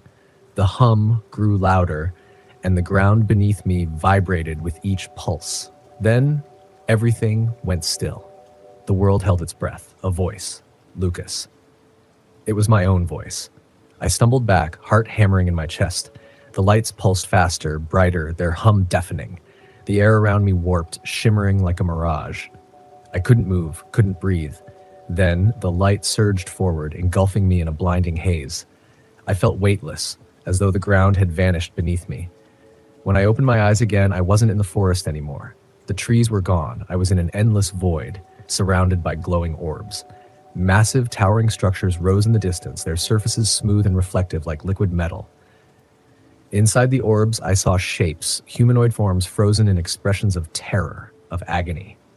One of them turned to me, and I don't remember how I got back to the RV. The next thing I knew, I was driving down the mountain, hands shaking on the wheel, my mind reeling. The lights didn't follow, but their hum echoed in my ears. When I stopped to catch my breath, I noticed something on my arm, a faint burn mark, a circular pattern, disturbingly similar to the lights. I've tried to forget what happened on Brown Mountain. The footage is gone, corrupted beyond repair. But the memories remain, along with the mark. Sometimes late at night, I see faint orbs outside my window, and I wonder if they've come back for me. I hope they never do. The hum of the RV engine slowly faded into the oppressive silence as I parked in the remote corner of Devil's Den State Park. I leaned back in the driver's seat, staring out into the dense, inky blackness of the trees. The quiet was deafening, a heavy, almost suffocating stillness that settled over the land like a thick fog. It was exactly what I needed. Solitude. No reminders of the mess I'd left behind in Little Rock, no nagging thoughts of the divorce that awaited me. The isolation promised a temporary reprieve. But this trip wasn't just about peace, it was about a story. Devil's Den had a reputation, one that buzzed through internet forums like a swarm of hornets, people vanishing without a trace, strange lights in the sky, conspiracy theories lurking in the dark corners of every town meeting. The perfect fodder for a freelance writer hungry for clicks. My plan was simple: spend a few days combing the park, gather some material, and then tear the supernatural tourism industry to shreds with a well-timed expose. I stepped out of the RV and stretched my stiff muscles, inhaling the crisp air. The stillness was unnerving. Not a bird call, not a rustle of wind in the trees. It was as if the world itself had fallen silent, holding its breath. By dusk, I had set up camp. A modest fire crackled in the pit, the only source of warmth and light. I sat back, notebook in hand, jotting down impressions. The silence was maddening, but the strangest thing was how the air felt. Thick. Like the weight of all the stories, all the history of this place was pressing down on me, urging me to leave. I was about to make a note on the unnerving lack of life when the RV's lights flickered, yanking me from my thoughts. I frowned, confused. I'd checked everything before leaving. The batteries were fully charged. There shouldn't have been any issues. Still, I went inside to investigate. The power cut out completely. No lights, no heater, not even the faint hum of the fridge. I muttered an expletive under my breath and grabbed my flashlight. For 30 minutes I searched, crawling under tables and opening every panel. Nothing. Not a single reason for the malfunction. And with no cell service in the heart of the park, I was stranded. I'll deal with it tomorrow, I told myself, but even as I said the words, a sinking feeling gnawed at my gut. Something wasn't right. Deep down, I wasn't sure I wanted to wait until morning. That night, the knocking started. I was flipping through my notes, flashlight casting long shadows in the RV's small space, when I heard it. 3 knocks on the side of the vehicle. At first, I told myself it was just a branch or maybe an animal, but then it came again. Deliberate. Slow. Knock. Knock. My heart skipped a beat. I grabbed the flashlight and flung open the door, and my breath coming in shallow bursts. Hello? The clearing was empty. The moonlight filtered through the trees in a ghostly silver haze, casting everything in an eerie glow. The air had grown colder, almost unnaturally so. I circled the RV, scanning every inch of the darkened woods. There was nothing, no sign of life. I locked the door behind me, trying to convince myself it was just the wind. But even as I spoke the words, I could feel the weight of something unseen pressing in around me. The next morning, I tried to push the events from my mind. I needed to get my bearings. A short hike on the Devil's Den Trail would clear my head. It was a well-known route, nothing more than a loop that should have taken me a couple of hours to clear. I needed something to take my mind off the night before. But as I ventured deeper into the forest, I realized that the trail was far stranger than I'd anticipated. The air was thick, the silence suffocating. The shadows stretched unnaturally, pooling in the jagged rock formations like ink spilling across the earth. Every time I snapped a photo, the picture came out darker, as though the shadows themselves were swallowing the light. By the time I made it back to the RV, the sun had already dipped below the horizon. I checked my watch. 4 hours had passed. I should have been back in less than 2. That wasn't possible. A creeping sense of unease tightened its grip on my chest, but I shrugged it off. I wasn't about to let my imagination get the better of me. That night, the knocking returned. Louder, more insistent. Knock, knock, knock. I tried to ignore it, curling deeper into my sleeping bag, telling myself it was just the wind. But then it came again, from the roof. I bolted upright, the breath catching in my throat. Ethan? My blood turned to ice. The voice was faint, almost a whisper, but unmistakable. It was my name, my real name, spoken with a tone I recognized so well that it sent a cold shiver down my spine. I froze. The voice came again. Ethan, come outside. Against every instinct I had, I grabbed my flashlight and wrenched open the door. The clearing before me was empty, the trees swaying with the wind, but something was wrong. My light caught a movement, something shifting in the shadows, a figure, a person. I stumbled backward, my heart racing, my breath coming in frantic gasps.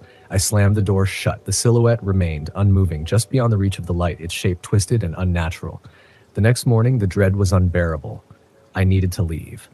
I met her on the trail, a woman, mid-40s, with wiry black hair tied in a ponytail. She introduced herself as Claire. She was a camper, like me, though her pack looked strange, empty, suspicious. "You look like you've seen a ghost," she said with a knowing smirk. "Rough night," I muttered, not wanting to share more. Claire's expression darkened. "You should leave. Before dark." "Let me guess," I said with a nervous laugh. "Local ghost stories?" She didn't laugh. Her gaze pierced through me like she was staring into my soul. "It's not the stories," she said, her voice dropping to a whisper. "It's the shadows. They'll get you.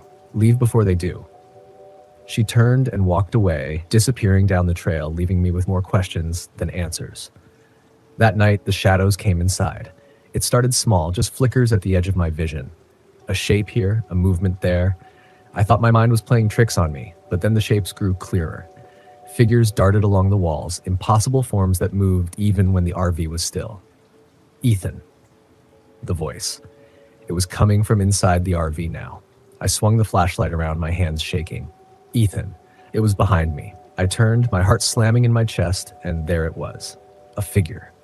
Not quite human. A silhouette, jagged and twisted, its edges jagged like smoke trying to hold human form. "You don't belong here," it rasped. The voice didn't come from its mouth. It came from everywhere, surrounding me, suffocating me. I didn't sleep that night. At dawn, I packed my things and tried to leave, but the road twisted in impossible ways. The trees stretched on forever, their gnarled branches blocking out the sun, leaving me in darkness. My GPS was useless. No matter how far I drove, I couldn't escape. Then I saw her, Claire. She was standing in the middle of the road. I slammed on the brakes, the RV skidding to a halt. Her face was pale, gaunt. Hollow eyes stared through me. "You can't leave," she whispered, her voice barely audible over the thudding of my heart. "What are you talking about?" I shouted, my voice breaking. "Why can't I leave?" Her eyes flicked to the rearview mirror, and I felt the blood drain from my face. "They're already here," she said, her words cold as ice. I spun around, and that's when I saw them. The shadows. They were inside the RV, writhing and twisting in the air, their shapes distorted and unnatural. In the end, I don't remember how I made it out. I remember the sunlight, harsh, blinding, and the ranger station that materialized in the clearing as though it had been there the whole time, waiting. The shadows didn't follow me into the light, but I could still feel their presence, lurking just beyond the warmth of the sun, waiting for me in the dark corners of my mind. I tried to tell the rangers what happened, but they exchanged knowing glances, like this was a conversation they'd had before. "You're lucky," one of them said. "Most people don't make it out once they see them." "See what?" I demanded, though I already knew. "The shadows," he said. "This place, it has a way of keeping people." Months later, I still feel them. In the dark corners of my apartment, in the spaces just outside the beam of my flashlight. They're still there, waiting. My name's Larry Adams, and this happened back in 2009 on the coast near Cannon Beach, Oregon. I had just bought an old RV and thought it'd be a good idea to break it in with a solo camping trip. I had this job back in Eugene at a car repair shop, and it didn't pay great, so buying that RV was the best and dumbest thing I'd done in years. Dumb because it guzzled gas like it was still 1972, but it had character, you know? Felt like I was driving a tank of freedom. Cannon Beach was only about 3 hours away, a popular spot, but I'd managed to find a little-known area off the main path, somewhere a bit more rugged and off the beaten trail. Fewer people meant less noise, which was perfect for me. The air was crisp, the waves a constant hum in the background, and I was hoping to recharge a little, just me and the wild for a couple of days. I even told a couple of friends as a half joke, if you don't hear from me by Tuesday, start worrying. The spot was tucked into a curve of the shoreline, framed by rocks and a cliff that gave it a secluded feel. The nearest camper was maybe half a mile up the coast, and beyond that, a dense line of trees hugged the rocky landscape. I parked, set up my chair by the door, and cracked open a beer. The RV wasn't perfect, but I thought I'd fix it up eventually, maybe even put in some solar panels if the job at the shop started paying better. Just as the sun dipped down, turning everything this deep blood-red hue, I noticed a small, faded tent down on the beach. It was barely holding up against the wind, and I wondered if some kids had left it behind, or if maybe someone had taken off into the woods for a while. But the tent looked too worn, as if it had been abandoned for longer than just a night or two. My curiosity got the better of me, so I took a stroll, sand sticking to my boots, and made my way over. The tent flap was open, and it looked like someone had dumped a couple of sleeping bags and a backpack inside. But it wasn't just any sleeping bag. It looked like someone had tried tearing into it with a knife. The material was shredded, as if the owner had been trying to make it into something else or had been in a panic to get out. The backpack was half empty, with a few random clothes strewn about and some canned food with rust spots forming. It looked like the setup hadn't been touched in weeks, if not months. I'll admit I was creeped out. There was something off about the scene. Too quiet, as if it had been frozen in time and just left there like the remnants of some weird ritual. I was about to leave when I noticed a small notebook tucked into the corner of the backpack. I flipped it open, and the first page had scribbled words that didn't make much sense. Mostly random notes, dates, and then one phrase: "He comes at night." Now, that should have been the moment when I turned around, packed up my RV, and headed back to Eugene. But curiosity got the better of me. Besides, I'd seen enough horror movies to know the stupid moves, and I figured as long as I stayed cautious, I'd be fine. I tossed the notebook back in the tent and made my way up to the RV, shaking off the weird feeling in the pit of my stomach. I spent the rest of the evening tinkering with the RV's old heater and cooking up some canned stew. The thought of that abandoned camp didn't leave me, though. It hung around, itching at the back of my mind. Around 10, I locked up the RV and settled in, but sleep was hard to come by. The ocean's rhythm usually had this calming effect, but tonight it sounded distant, hollow. Around midnight, I was jolted awake by a thudding sound. It was faint at first, like something tapping on metal. My first thought was that it was a branch from a tree hitting the RV, but there weren't any trees that close. I reached for my flashlight, switched it on, and swept the beam across the small cabin. Nothing seemed out of place, but the thudding continued. Steady, almost like it was getting closer. I got out of bed, my heart thumping harder than I'd like to admit. Grabbing the flashlight tighter, I crept to the door and listened. The night was still, save for the distant rush of waves. But there it was again, a soft, deliberate tapping right against the back of the RV. I took a deep breath, swung the door open, and stepped outside. The flashlight beam cut through the darkness, and that's when I saw him. He was crouched down by the back of the RV, running his fingers along the bumper almost like he was inspecting it. He was a big guy, tall and bony, with a shock of messy gray hair and clothes that looked like they hadn't been washed in months.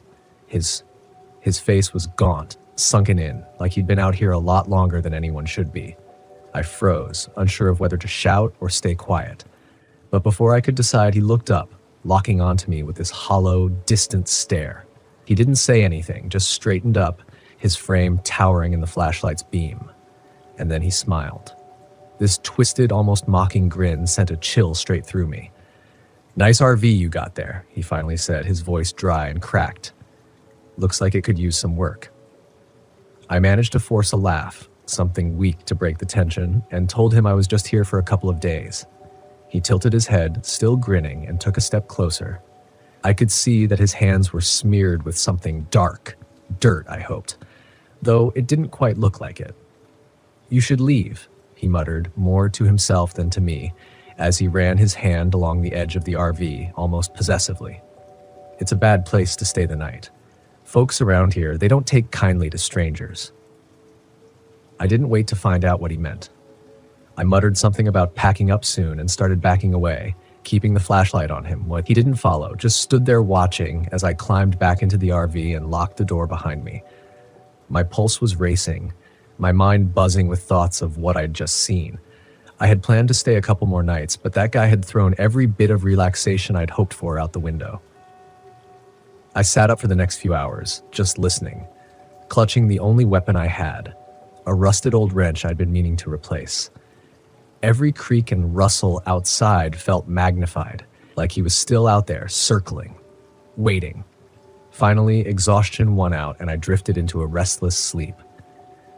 It couldn't have been more than an hour later when I woke up to a scratching sound. This time it was coming from the door, a faint scraping noise like someone running a blade along the metal. My heart dropped and I gripped the wrench tighter, barely breathing. The scratching stopped, and then there was a low whisper. My blood ran cold as I heard the man's voice, Wunner, soft and chilling, right outside the door. "Let me in, buddy. Let me see what you've done to my RV." I forced myself to stay silent, hoping he'd give up and leave. But the whispering continued, nonsensical rambling about fixing things and making it right. When the morning came, I packed up fast. I didn't look back until I saw him in the rearview mirror. He was standing at the edge of the trees, grinning that twisted grin, his hands still stained. I sold the RV the next day, never went back to Cannon Beach, never camped alone again, and sometimes on quiet nights, I still wonder if he's out there, waiting. The trip was supposed to be simple, a few days of solitude at Colorado's Flatiron Lake campground, testing out my new RV and seeing if this whole nomadic living thing suited me. After 42 years of suffocating office hours and a divorce that left me reeling, I thought I deserved it. No schedules, no expectations, just me, the open road and silence. The campground exceeded my hopes. Quiet, remote, a serene lake surrounded by pine forests and jagged mountain peaks. Only a few other campers were parked nearby, most silent, tucked away hiking. I parked in my designated spot, killed the engine, and stepped outside. The air was crisp, cool, carrying the faint scent of pine and damp earth. I stretched my legs and began setting up camp, but something was off. The world felt unnervingly still. The usual background hum of nature, chirping birds, rustling leaves, was muted, as if the forest were holding its breath. I shook it off. That was why I was here, right? To escape the chaos, to finally breathe. The first day was uneventful. I grilled burgers, walked along the lake, took a few pictures of the sunset. As night fell, I settled into the RV, opened a beer, and began reading. At first, the quiet felt comforting, but as the hours stretched on, it started to suffocate me. That's when I heard it, a faint tapping. It came from beneath the RV, a soft, rhythmic knock, like knuckles rapping against metal. I froze, listening. There it was again, 3 sharp taps. My skin prickled. My first instinct was to dismiss it, but my curiosity pushed me outside. The night was so still. The stars hung like distant pinpricks, and beyond the narrow beam of my flight, the forest was pitch black. "Hello?" I called, feeling stupid even as I said it. No response. I crouched down and shone the flashlight beneath the RV. The gravel was undisturbed. The metal frame gleamed in the light, solid. No sign of wildlife. No rustling raccoons. No scurrying porcupines. The wind wasn't even stirring. I must have imagined it. The next morning, I decided to hike to an abandoned mining settlement I'd read about online. The relic of Colorado's gold rush era, tucked away just far enough from the campground to feel isolated, even haunted. As I walked along the trail, the forest around me was unnervingly quiet. The only sound was the crunch of my boots on the dirt path. Halfway through, the trees parted into a clearing. There it was. A small cluster of rock and wooden shacks huddled against the base of a rocky hill. Most had collapsed, but one still stood. A squat, windowless shack with a rusted tin roof. The air felt thicker as I approached, as if the atmosphere itself had become heavier, harder to breathe. Inside the shack was nothing but a few broken tools and a strange pile of smooth stones arranged in a perfect circle on the floor. The stones were unnaturally uniform, polished as if by human hands. A shiver ran down my spine. I snapped a photo of the stones, but as I did, a sudden chill flooded the shack, sharp against my skin. I left quickly. Back at the RV, the oddities started piling up. The first thing I noticed was my keys. I'd left them on the counter, but now they were balanced precariously on the edge of the bathroom sink. I was sure I hadn't moved them. I brushed it off as fatigue, but as I opened a bottle of water, a loud thud echoed from the back of the RV. My heart lurched. Flashlight in hand, I moved toward the sound. The bathroom door was ajar, though I knew I'd closed it earlier. Inside, the mirror was fogged over despite the mild temperature. And there, in the condensation, was a single word written in jagged letters: "Stay, day." I stumbled back, my chest tightening. Rationality fought for dominance. A prank, condensation patterns, anything but this. But there was no one else around. That night, the knocking returned. I lay frozen in bed, my mind racing when the sharp taps came again, deliberate from beneath the RV. I stayed perfectly still, every muscle tight. "Is someone there?" I called, my voice trembling.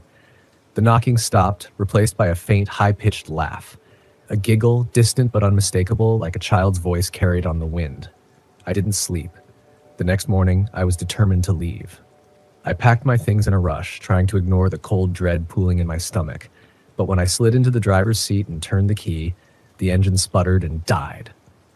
I muttered curses, tried again. The RV groaned in protest, but nothing more.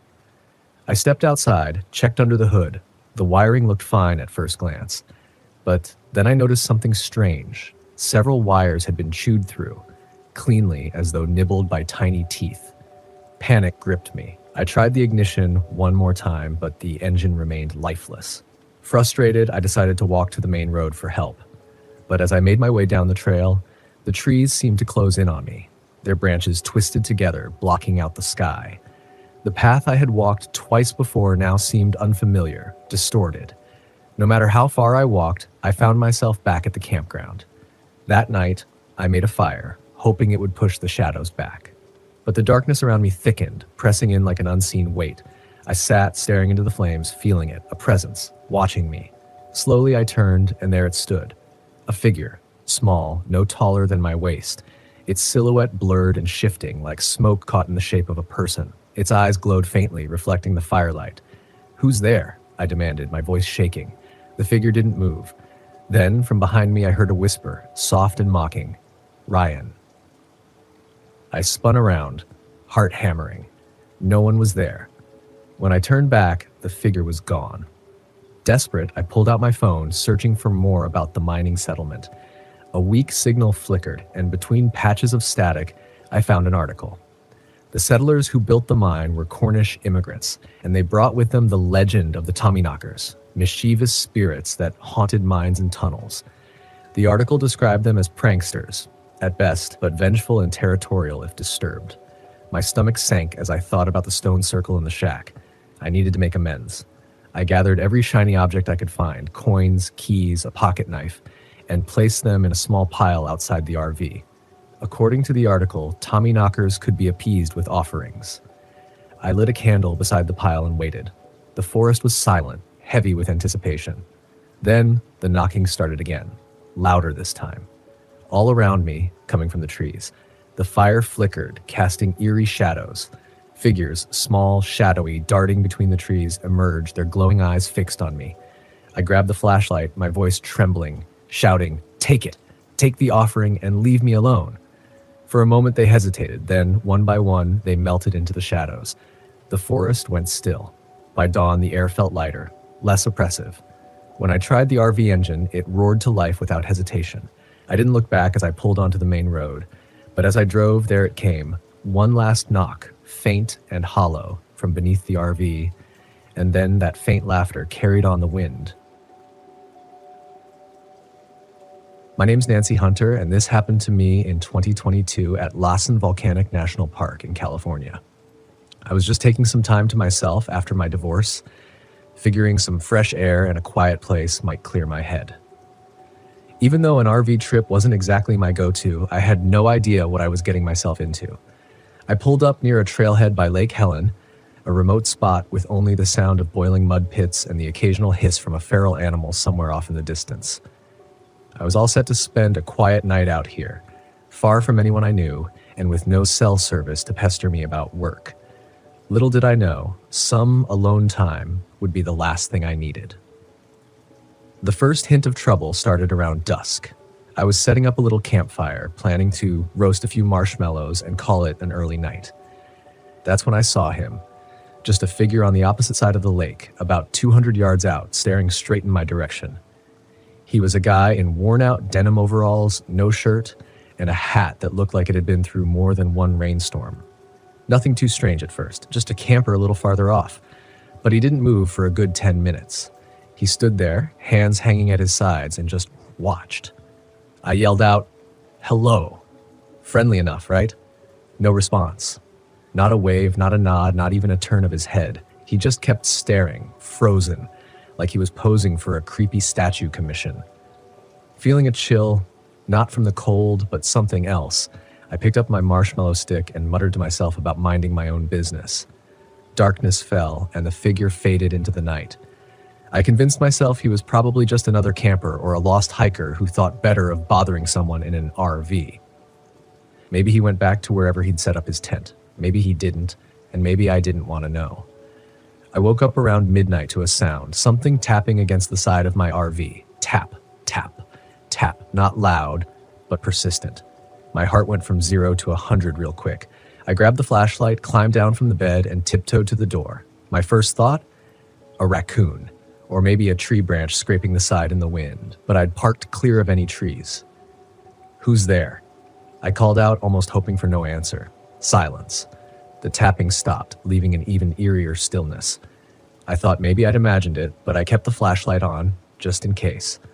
I managed to fall back asleep, more out of exhaustion than comfort, until I heard footsteps, circling the RV.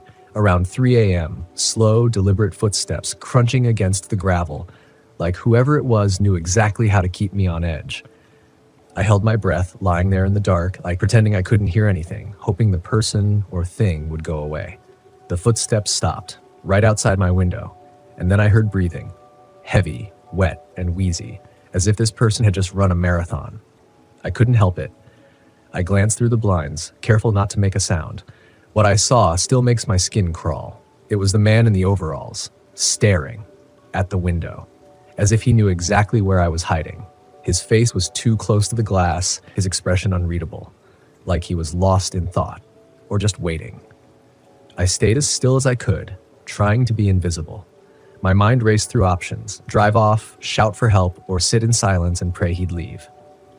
Then he turned abruptly and began circling the RV again. I heard the crunch of his boots moving around, getting closer to the door.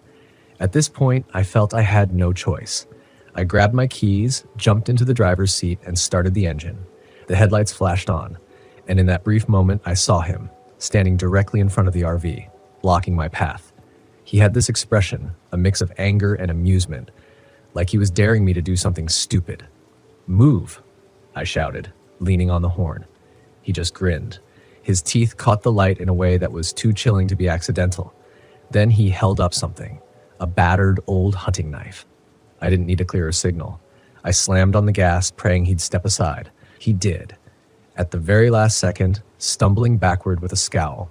I didn't look back. I kept going, my heart pounding like it would beat out of my chest.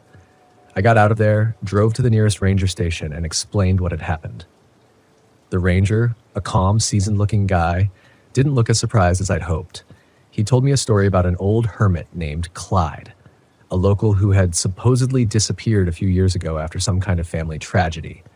Rumor had it he was living rough in the wilderness, rarely bothering campers, but enough to make people nervous when he did. Clyde, I muttered, running the name through my mind. It fit. There was something off, something crazed about the way he looked at me, as if he was caught between different worlds. After making sure I was all right, the ranger said he'd look into it. But his calm demeanor didn't settle my nerves. He seemed more resigned than anything, like he'd dealt with Clyde's disturbances before and didn't expect anything to change, as if Clyde had become part of the scenery, just as much as the boiling mud pits and sulfurous springs. Days later, back home, I couldn't shake what happened. A few online searches turned up stories, unconfirmed but chilling enough, of campers who'd gone missing, only to have their bodies found weeks later in the woods, each with strange markings cut into their arms. None of these stories made it to the news, too far-fetched, or maybe just too unsettling for anyone to confirm. I found a police sketch. It looked almost exactly like Clyde, described as the loner, someone who knew the land better than anyone else. He had become something of a legend among the locals, a cautionary tale for campers venturing too far from the beaten path. That's when I read a line that brought everything crashing down on me. Some say he carves those who stray into his territory, leaving a mark only those who dare to cross him ever see. For all the comfort I took in the fact that I'd survived the night, I could still feel Clyde's eyes on me, that grin etched in my memory, the glint of the knife, and the sense that I'd gotten too close to something best left alone. It began like any other RV trip, a momentary escape from the weight of the world, a chance to breathe, to reset. Crater Lake, deep in the Cascade Mountains of southern Oregon, had always been a place of refuge for me. Its sapphire waters, ringed by jagged cliffs, had offered solace for years, but after losing my father just months ago, I needed that solace more than ever. Arlo Grafton, my best friend since high school, came along. Arlo, with his thick, grizzled beard and stocky frame, looked like he'd been carved from the wilderness itself. His deep laugh and crude jokes had always managed to cut through even the heaviest of silences. He was the only person who could make me forget, even for a moment, that the world was still breaking around me. We arrived mid-morning, setting up the RV beneath towering pines. The forest seemed alive, its whispering wind the only sound. We spent hours fishing by the edge of the lake, the water eerily still. We caught nothing, but that didn't matter. The peace was enough. Then he appeared. A man emerged from the trees, his figure thin and unsettlingly silent. His skin was pale, stretched tight over a sharp, angular face. His eyes, dull, hollow, and unsettling, stared at me as though he could see right through my soul. He introduced himself as Jared Huxley, a solo traveler passing through. His voice, flat and emotionless, made something inside me stir, a primal unease I couldn't shake. But we invited him to join us for dinner anyway. As we gathered around the fire, Jared spoke in a low, measured tone. At first, his stories were innocuous, tales of road trips and strange encounters, but then his words grew darker.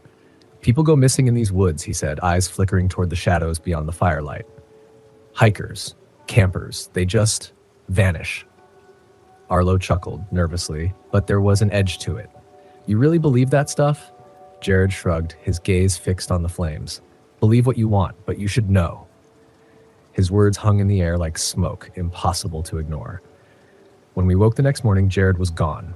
No sign of him. No sign of his camp. It was as though he had never been there at all. We shrugged it off. He was just a drifter, after all. Arlo suggested a hike to the crater rim. The climb was steep and grueling, but the view, Crater Lake's sparkling blue expanse shimmering in the sunlight, was worth it. Feeling adventurous, we decided to take a less traveled path back. That's when the woods began to close in. Halfway down, we came across an abandoned campsite. The tattered remnants of a life, clothes hanging limply from branches, a rusted cooking pot tipped over like a forgotten relic, a torn backpack lying abandoned on the ground, struck me with a chilling sense of finality. A feeling crawled up my spine, cold and unshakable. "Let's go back," I whispered, my voice tight. Arlo's face hardened, but before he could respond, a rustling sound came from the brush. Not the soft shuffle of wildlife, but something heavier, more deliberate.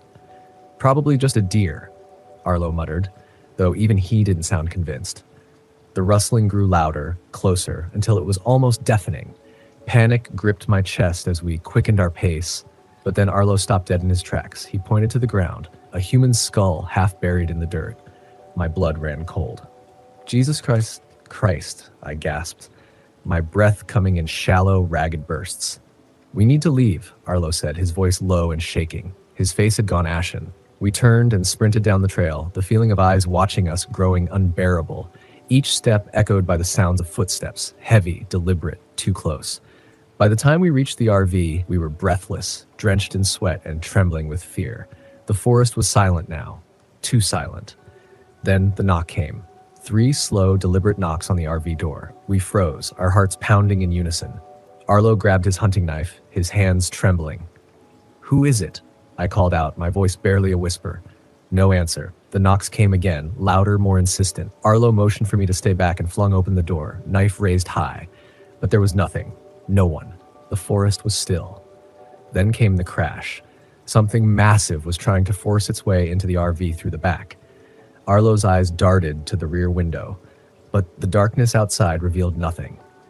Panic clawed at us as the unmistakable sound of footsteps, heavy and measured, thudded across the roof. "We need to go," Arlo hissed, his voice tight with fear. We didn't hesitate. We grabbed our gear and bolted into the night, the trees swallowing us whole. The darkness pressed in on all sides, suffocating, relentless.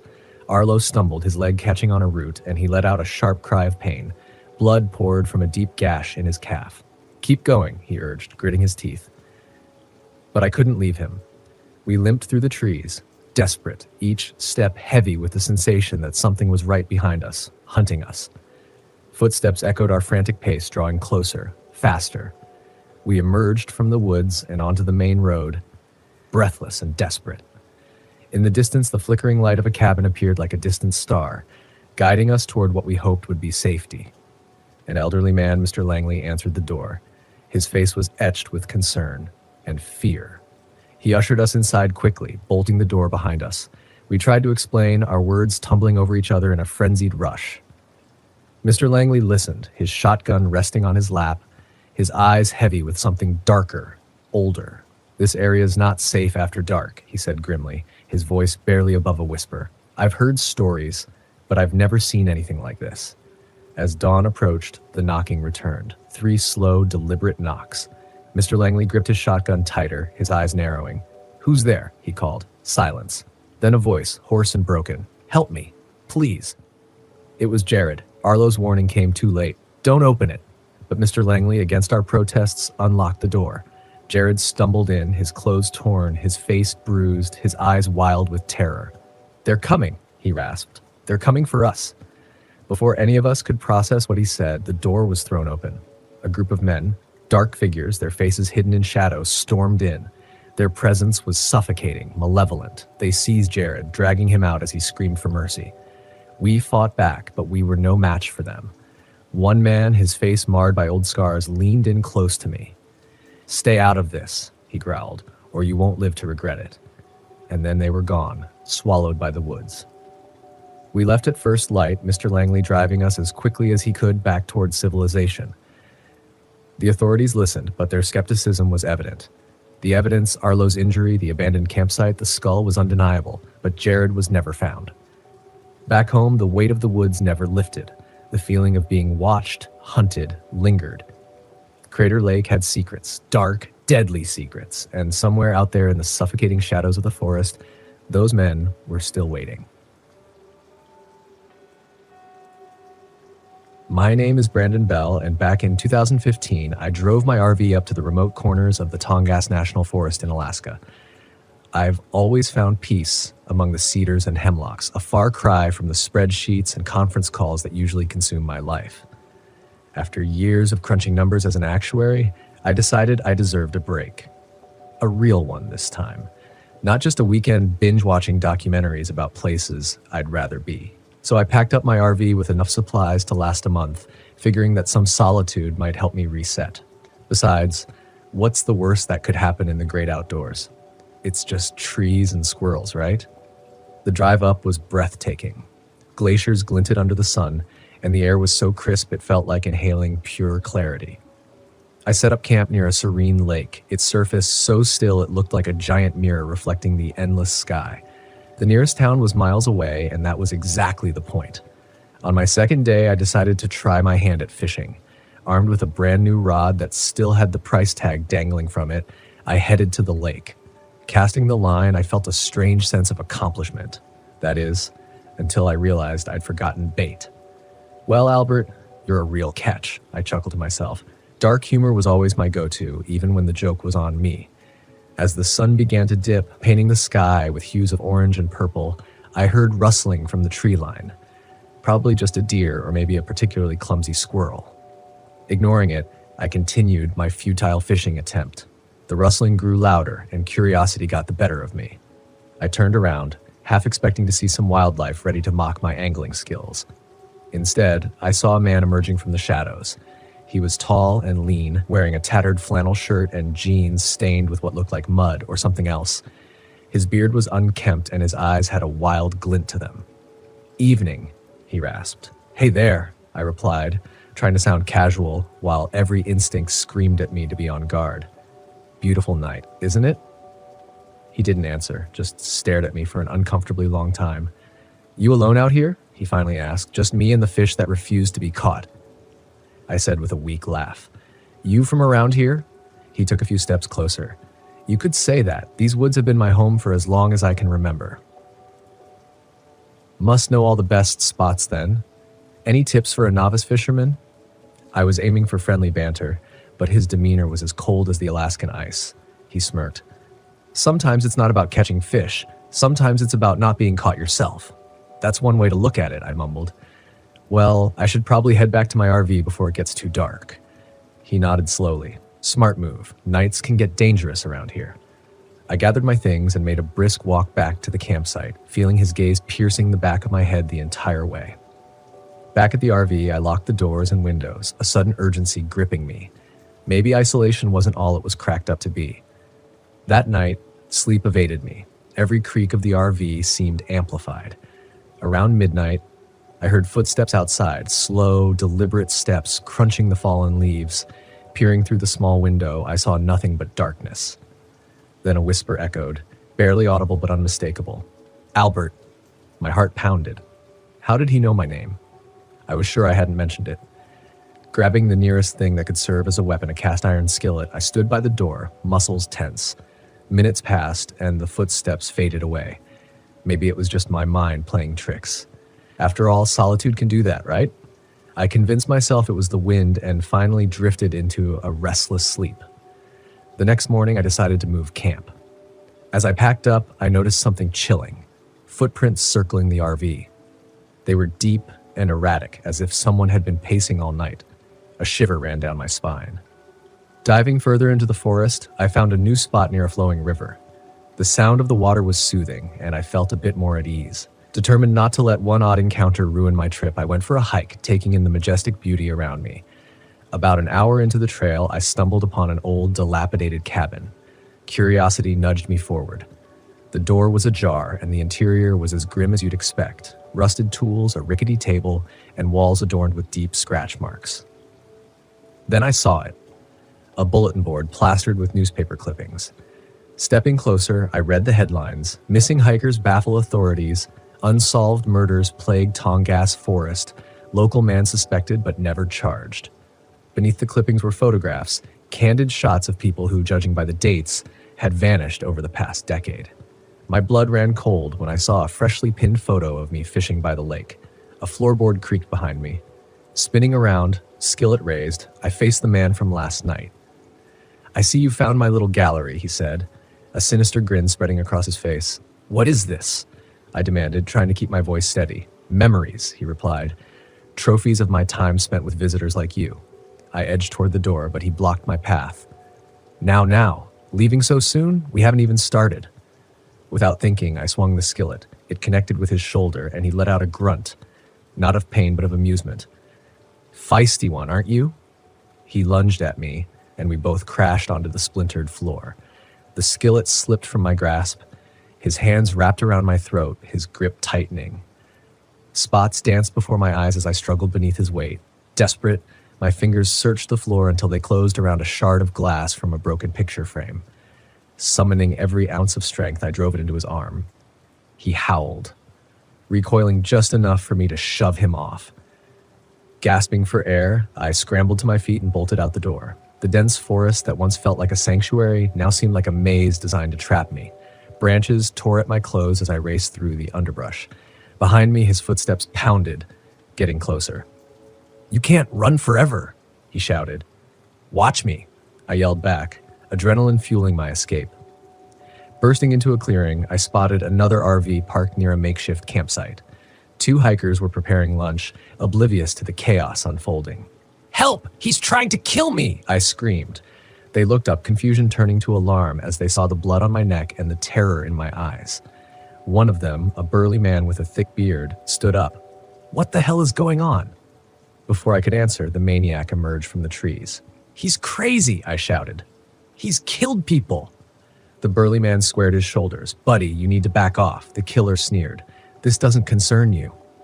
"Like hell it doesn't," the second hiker, a woman with sharp eyes, said as she reached into their RV and pulled out a flare gun. "Leave now, or we'll make you." For a moment, the killer assessed the situation. Then, with a twisted smile, he retreated into the woods. "This isn't over, Albert," he called out before disappearing among the trees. My knees buckled and I collapsed to the ground. The couple rushed over. "You're safe now," the woman assured me. "Let's get you inside and clean you up." Inside their RV, I recounted everything between gulps of water. They introduced themselves as Victor and Elena, seasoned campers who had been exploring the Alaskan wilderness for years. We've heard rumors about people going missing, Victor said grimly, but we never thought. We need to contact the authorities, Elena insisted. There's no signal out here, Victor replied. We'll have to drive to the nearest ranger station. A sudden thud against the side of the RV silenced us. The window shattered as rocks came crashing through. He's back, I shouted. Victor grabbed a hunting knife from his pack. Stay here, he ordered. Are you insane? Elena hissed. We need to stay together. Another rock smashed through, narrowly missing Elena's head. We can't just sit here, Victor argued. He's trying to flush us out. I realized we needed to make a run for it. Gathering what we could, we dashed out of the RV and headed toward Victor and Elena's truck. As we ran, the killer appeared, brandishing an axe with bloodstains that hinted at its grim history. He charged at us, and Victor met him head-on. The two grappled, the axe swinging dangerously close. Go, Victor shouted at us. Elena hesitated. I'm not leaving you. Elena, we have to help him, I urged. She nodded, and together we searched for anything that could tip the scales. Spotting a fallen branch, I picked it up and swung at the killer, striking his back. He stumbled, giving Victor the opening he needed to plunge the knife into the attacker's side. The killer let out an agonized scream, but didn't go down. Instead, he turned his fury toward me. Before he could advance, Elena fired the flare gun. The flare struck his chest, igniting his shirt. Flames licked up his torso as he thrashed wildly. Let's go, Victor yelled. We didn't need to be told twice. Piling into the truck, we sped off, the figure of the burning man shrinking in the rearview mirror. The road was rough, but Victor navigated it with practiced skill. After what felt like an eternity, we reached the ranger station. Bursting inside, we relayed our harrowing tale to the stunned officers. They immediately dispatched a team to investigate. Days later, the authorities confirmed our account. They found the charred remains of the cabin and unearthed shallow graves nearby, each containing the remains of missing hikers and campers. The media dubbed the killer the Tongass Phantom, a predator who had eluded capture for years. In the aftermath, I learned more about him. His name was Silas Crow, a former wilderness guide who went off the grid after a personal tragedy twisted his psyche. He believed the forest was his domain and that anyone who entered was fair game.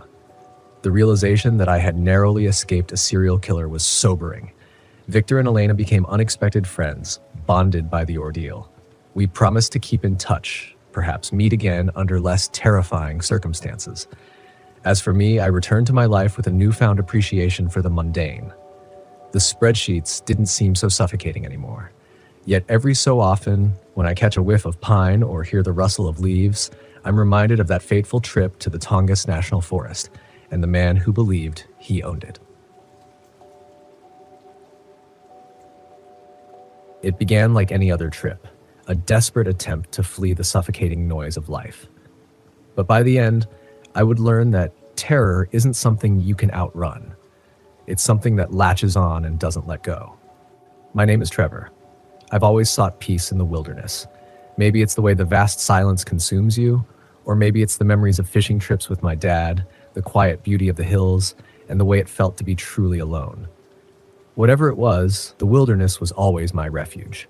This time, I ventured into the Black Hills of South Dakota to a place so remote my phone had no signal, and Wi-Fi was a distant dream.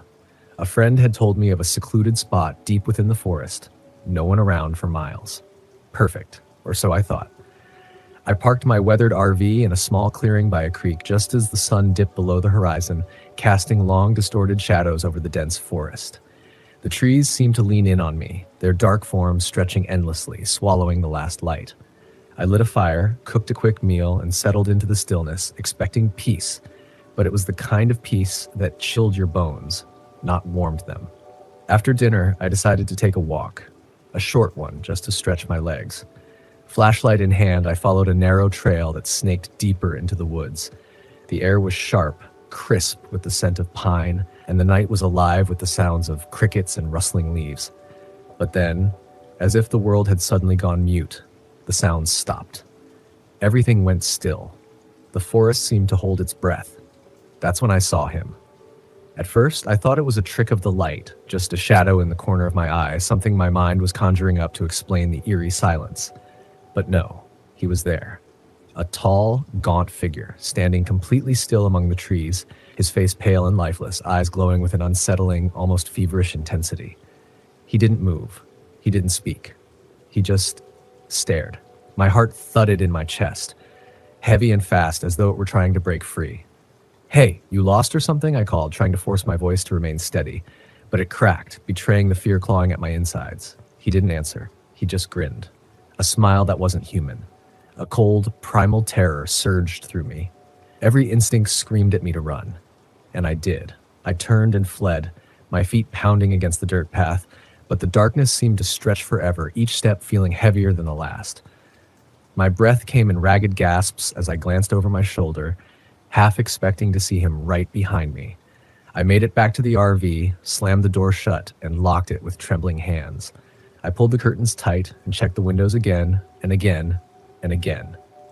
But no matter how much I checked, the dread never left. The hours dragged on. The stillness outside felt like a weight pressing in, and sleep would not come. Every creak of the RV, every gust of wind made me jump. And then I heard it. A soft, deliberate tapping at the window. My blood turned to ice. Slowly, I turned toward the sound, flashlight trembling in my grip. There he was. His face was pressed against the glass, twisted into that same grotesque grin. His eyes were wide and unblinking, burning with madness as though he were staring into my very soul. His lips peeled back, showing teeth like knives, sharp and unnatural. My stomach twisted in horror. I grabbed a wrench from the counter, the metal cold and heavy in my hands. "Get the hell away from here!" I screamed, my voice breaking under the weight of my fear. But he didn't move. He just stared, that insane smile never faltering. I was alone. No signal. No one within miles. Just me and whatever the hell this thing was. The tapping didn't stop. It grew louder, more insistent. Each tap was like a countdown. My hands shook uncontrollably as I searched for the key to the compartment where my shotgun was locked away. It took what felt like an eternity to find it, and when I finally opened the compartment and loaded the shotgun, I turned toward the window. He was gone. But the silence, it was deafening. Then came the door. A slow, steady rattle that echoed through the RV like a death knell. "Stay back!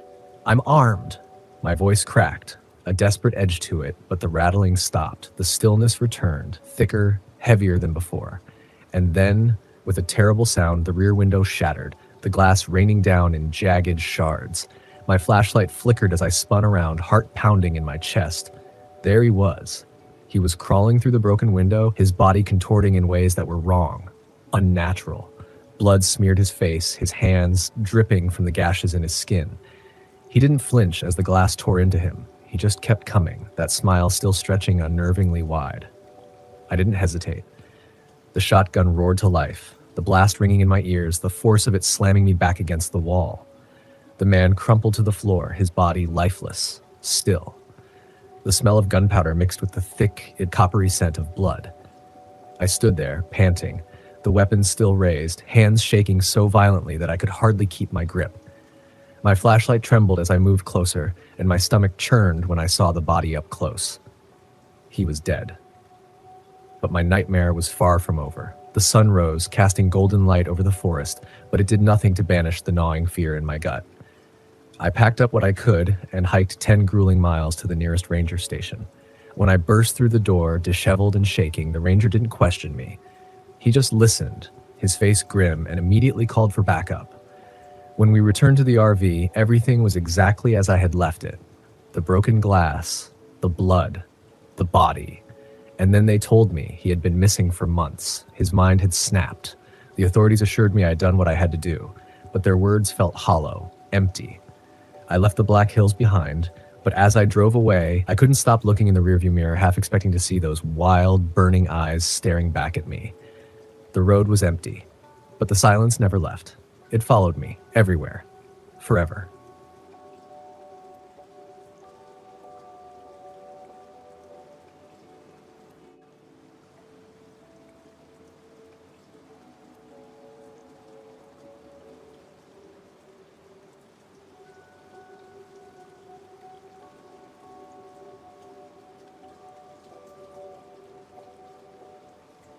After the hellish year I'd endured, an RV camping trip seemed like the perfect escape. So when my buddy Maurice suggested a weekend getaway to Carson National Forest, I was all in. The weight of my recent divorce still hung over me like a cloud, and I needed a break, something to clear my head. It was late afternoon when we rolled into the forest. The sun cast long, ominous shadows over the towering pines, their gnarled branches twisting like skeletal hands. Maurice, always the jokester, grumbled about the lack of cell service. I chuckled, brushing it off. "We're here to disconnect, not scroll through phones," I said. But even as the words left my mouth, a sense of unease lingered. Maurice was a hulking guy with a heart of gold, the kind who'd give you the shirt off his back. We'd been friends since high school, and after my messy divorce, he'd been my rock. He'd pulled me through some dark days. We parked the RV near a picturesque clearing surrounded by thick woods, the air crisp and sharp with the scent of pine. That evening, as we sat around the campfire sipping beers and reminiscing about old times, the chill in the air turned almost suffocating. The fire crackled and popped, casting eerie shadows around us. Maurice was mid-story about some prank he'd pulled in college when we heard it, a scream, distant and high-pitched, like a woman in agony. It sliced through the quiet like a blade. We both froze, staring at each other. My heart pounded in my chest as we strained our ears, listening for any other sounds. But there was nothing, just the crackle of the fire and the rustling of the leaves. "Did you hear that?" Maurice asked, his voice barely a whisper. I nodded, standing up. "Yeah, it came from over there." I pointed toward the thickest part of the woods where the trees seemed to loom, silent sentinels in the growing dusk. Maurice grabbed a flashlight from the RV. "Let's check it out. Maybe someone's in trouble." He didn't sound convinced, but the urgency in his voice was clear. We ventured into the forest, the beam of the flashlight cutting through the blackening darkness. The woods felt alive, oppressive, as if something was watching us. The silence grew heavier with each step. Every rustle of the leaves, every snap of a twig beneath our feet felt too loud, too intentional. My breath misted in the cold air, and despite myself, I felt a creeping dread settle in my gut. Minutes, or what felt like hours, passed before the beam of light landed on something that made my stomach churn. A woman, young, her body splayed awkwardly on the forest floor. Her face was twisted in an expression of pure terror, and her throat slashed. Blood pooled around her, dark and sticky, seeping into the earth like it was part of the forest itself. I couldn't breathe. I couldn't speak. My legs shook, and bile rose in my throat. I had never seen a dead body before, let alone one so brutally mutilated. "We need to call the cops," I said, my voice trembling. Maurice's eyes were wide with shock, but he nodded. "No service, remember?" He grimaced, pointing toward the sky as if pleading for a signal. "We'll have to go back to the RV." I turned to leave, but then I saw it, movement in the trees, a shadow darting between the trunks like too fast, too deliberate. "Did you see that?" I whispered, barely daring to breathe. Maurice aimed the flashlight where I'd pointed, but there was nothing, just the trees and the thickening darkness. "Let's get out of here," Maurice said, urgency in his voice. We sprinted back to the RV, the forest pressing in on us, closing like a vice. Inside, Maurice fired up the engine, and we tore down the dirt road, desperate to find a signal. After what felt like an eternity, we finally did, about 10 miles out. Maurice called the police, explaining what we had found and where we were. They told us to stay put and wait for a patrol car. The wait was agonizing. Every creak of the RV, every snap of a twig outside had our nerves on edge. We locked the doors, weapons at the ready. Maurice had a hunting knife, and I found a tire iron. It was nearly midnight when the patrol car arrived, its flashing lights a welcome sight. The officers took our statements, their faces grim, and we led them back to the clearing. The body was still there, lying in the same position, a grotesque reminder of the horror we had stumbled upon. They called in more units and a forensic team. We were told to stay out of the way, but we couldn't pull our eyes away from the scene. Hours passed in a blur of questions and flashing lights. The officers found more evidence. Footprints, a torn piece of fabric. And then they found another body. A man, this time, just as brutally slaughtered. The officers speculated it was the work of a serial killer, someone who knew the forest intimately, who had been hunting here for a long time. Exhausted and rattled, Maurice and I tried to sleep, but it was impossible. The forest, once a place of peace, now felt like a living, breathing entity, watching, waiting. The next day, more officers arrived, along with tracking dogs. We watched from a distance as they combed the area. Around noon, one of the officers approached us, his face grim. "We found something," he said. "A cabin about a mile east of here. Looks like it's been used recently. We're going to check it out. You two should stay here." Maurice and I exchanged a look. We weren't going to stay behind. "We're coming with you," Maurice said, his voice low. The officer hesitated but nodded. "Stay close. Don't touch anything." The cabin was deep in the woods, nearly invisible unless you knew where to look. It was small, more of a shack, really. The door hung ajar and a foul stench seeped from the cracks. The officers went in first, guns drawn. Maurice and I followed, my stomach turning with each step closer to the smell. Inside, it was a nightmare. Blood splattered on the walls, makeshift tools and weapons scattered across the floor. A sickening array of items, each one more disturbing than the last. And then we saw it, the table, the photographs. Candid shots of people, all taken from the forest, each one oblivious to the danger that had been lurking just out of sight. And then we found the journal, the killer's journal. A man named Ethan Krause. The pages were filled with his twisted fantasies, his methods, his satisfaction in the hunt. It was chilling, but what froze my blood was the last entry. 2 new targets, a man and a woman, recently arrived at the forest. I whispered, my voice barely audible, "That must be them, the people we found." The officers secured the scene, but just as we were about to leave, one of the dogs started barking furiously. The handler followed the dog, and moments later we heard shouting. Krause had been found, hiding in a nearby bunker. Armed. Dangerous. There was a standoff. Gunfire echoed through the trees. In the end, Krause was taken down. His reign of terror finally over. We gave our final statements to the police, detailing everything we had seen. It all felt surreal, like we were in the middle of a twisted horror movie. As the sun began to set, we decided to leave.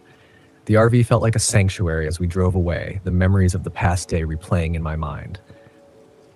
We stopped at a diner on the way back, hoping to eat something that felt normal. The waitress, an older woman with kind eyes, looked at us with concern. "You boys look like you've seen a ghost." "Something like that," Maurice replied, forcing a smile. We ate in silence, the weight of the past day pressing down on us. By the time we got back to the city, it was late, and we were exhausted. Maurice dropped me off at my apartment, and for the first time in a long time, I felt grateful for the mundane, the ordinary safety of home. That night, as I lay in bed, the events of the day finally caught up to me. I couldn't stop thinking about those poor victims, about how close we came to being one of them. The next day, the news broke. The serial killer had been caught in Carson National Forest. They covered the gruesome details, the discovery of his hideout. Maurice and I were mentioned as the ones who found the scene, but our names were kept out of the media at our request. Life slowly returned to normal, but something inside me had changed. I had always thought of myself as tough, unshaken by the horrors of the world, but this was different. It was a reminder that life is fragile and that sometimes the monsters aren't just in our heads or on the big screen. They're real, and they hide in the shadows, waiting for the perfect moment to strike.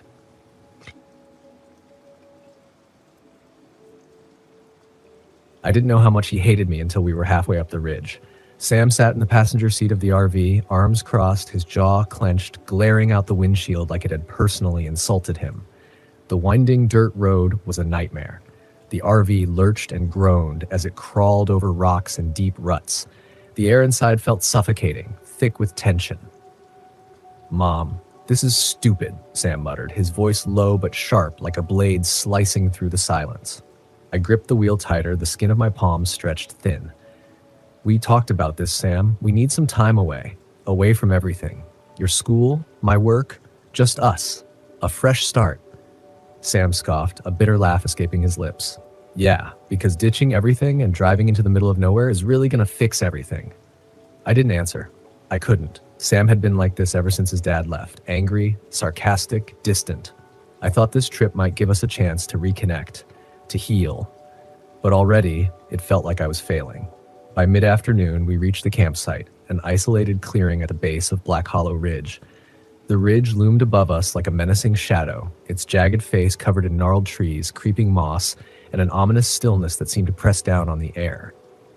It was eerily beautiful, but something about it made my skin crawl. The forest felt wrong, heavy, like it was watching us. Cool spot, Sam said flatly, his sarcasm hanging in the air like a poison. He kicked at the dirt and walked off, his boots crunching with each step. I busied myself setting up the fire pit, desperate to ignore the unsettling tension that clung to the place like a second skin. Sam wandered to the edge of the clearing, pulling out his phone, holding it up in vain as if somehow expecting to find a signal. Of course, there was nothing. Great. No bars, guess I'm stuck here with you, Sam muttered, tossing the phone aside. I opened my mouth to respond, but was cut off by the arrival of a figure, a park ranger stepping from the shadows of the trees. Afternoon, he said, tipping his hat. His name tag read Officer Morales.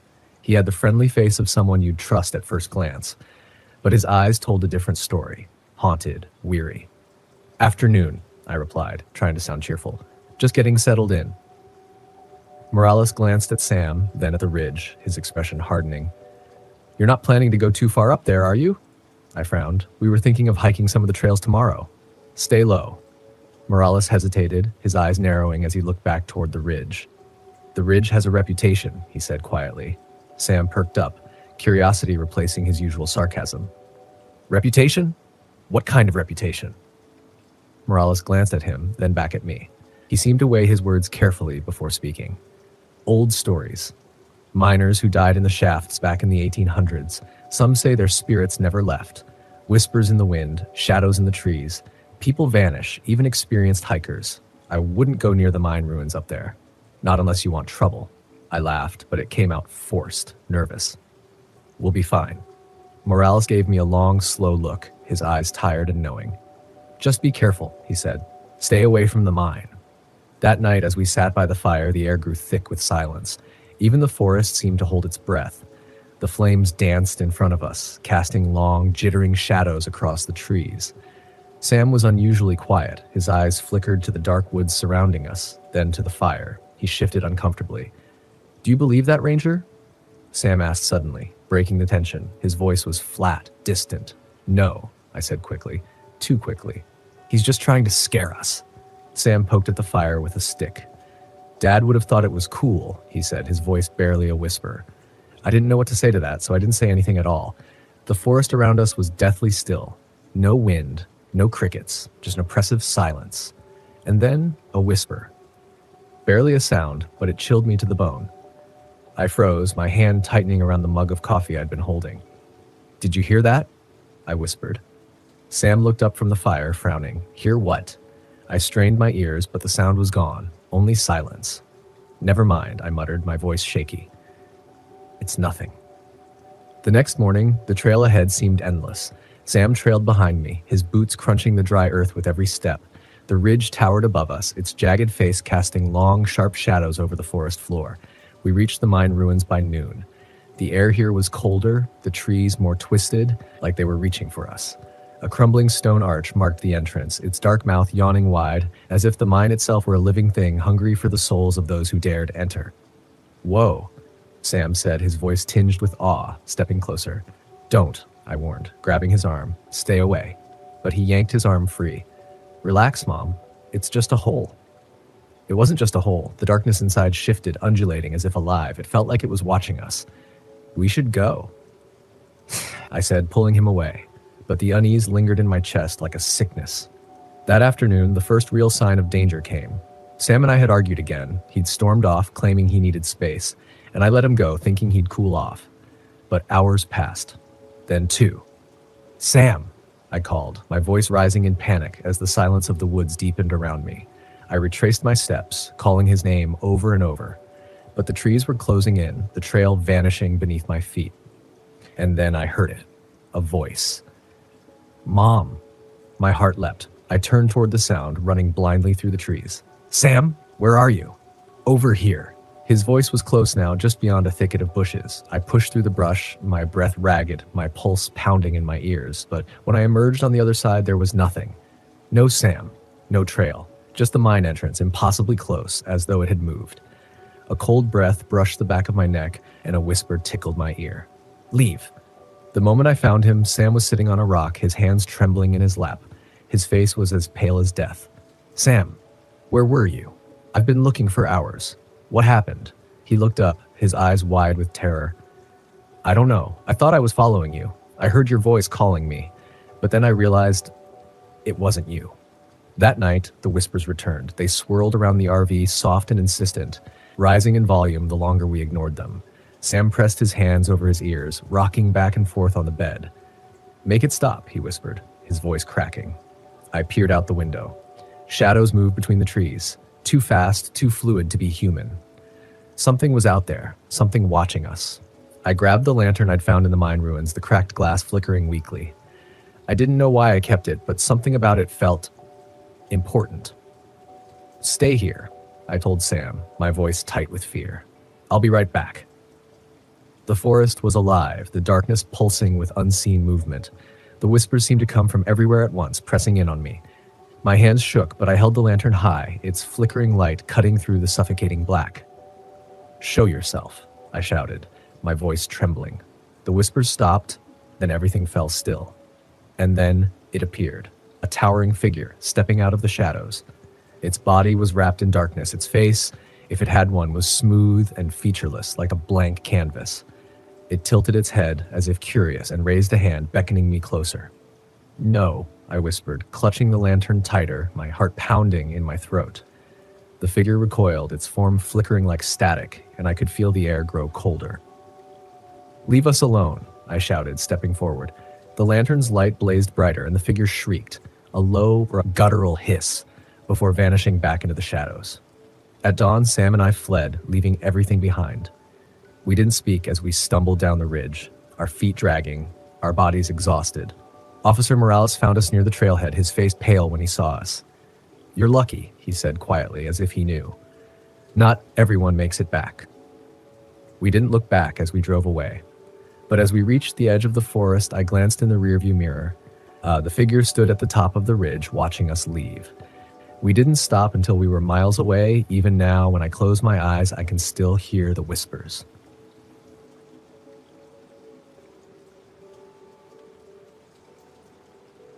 When you're deep in the woods, there's a kind of peace that grips your soul, a stillness that you can't find anywhere else. It's the silence, the kind that settles over you like a heavy fog, so different from the constant hum of the city.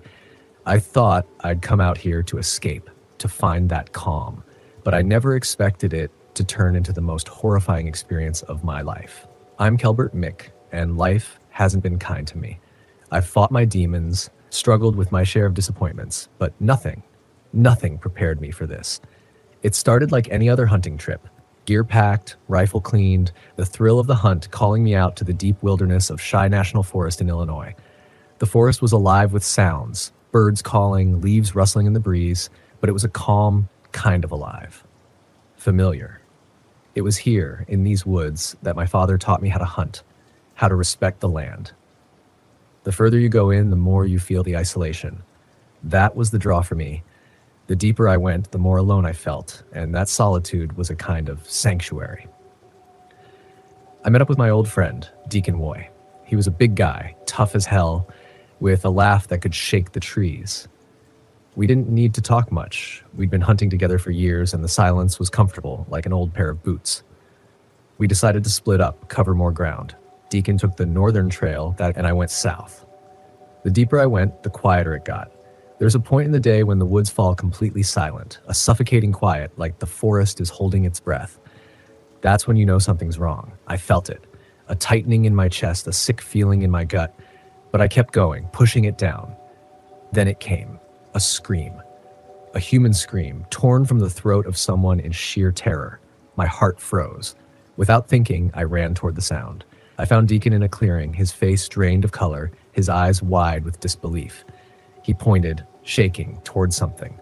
At first, I couldn't understand what I was seeing. A deer, or what had been a deer. The body was mangled, torn apart in ways I couldn't explain. Bones shattered, flesh ripped away. It was a nightmare made flesh. "Cal, what the hell did this?" Deacon whispered. I had no words. I just knew that whatever it was something no animal could do. "Whatever it is, we need to leave," I said, the chill creeping up my spine. As we turned to go, the sound came again. A low, guttural snarl so deep it vibrated in the ground beneath our feet. We froze. scanning the trees. There was nothing, just shadows playing tricks on our eyes. But then we saw it. It was a shape, a shadow moving too fast, too large to be any creature I knew. I couldn't even process it. It was too wrong, too unnatural. Deacon and I didn't wait to find out what it was. We ran. The sound of our boots pounding the earth, our ragged breathing filling the air as we crashed through the underbrush. We stumbled into a clearing, and that's when we realized whatever was in those woods wasn't just hunting. It was hunting. It was hunting us. We need to get to higher ground, Deacon gasped, pointing toward a rocky outcrop in the distance. It was our best shot. From the top, we'd have a better view. Maybe we could see what we were up against. We climbed the rocks, hearts pounding in our chests. I couldn't look back. I knew whatever it was getting closer. We made it to the top, winded, and paused to catch our breath. The forest below us stretched out, serene and deceptively peaceful. Then we saw it. It wasn't like anything I'd ever seen. It was large, covered in matted fur, moving on all fours like some twisted parody of a wolf. Its limbs were unnaturally long, spider-like, and it moved with an eerie, fluid grace. The sight twisted something inside me. I felt my stomach churn, my throat dry. Deacon's voice trembled. "What the hell is that thing?" I didn't know. I didn't have an answer. The creature stopped at the edge of the clearing, lifting its head. It sniffed the air, its dark eyes searching, scanning, and then it looked directly at us. My blood turned to ice. We were exposed. We were easy prey. "We need to get back to the truck," I said, my voice tight, barely a whisper. Deacon nodded, and we began our descent. We moved as quietly as we could, but the panic clawed at me. Every step felt like a mistake. Then I heard it. A scream. Deacon's scream. I spun around. He'd slipped, his leg caught between two jagged rocks. I rushed to help, but before I could reach him, I saw it. The creature. It was upon us. It moved with a speed I couldn't comprehend, too fast. It slashed at Deacon with its claws, and he screamed. Oh God, that scream. A sound I'll never forget. Blood sprayed through the air as the creature tore into him, tearing him apart in a frenzy.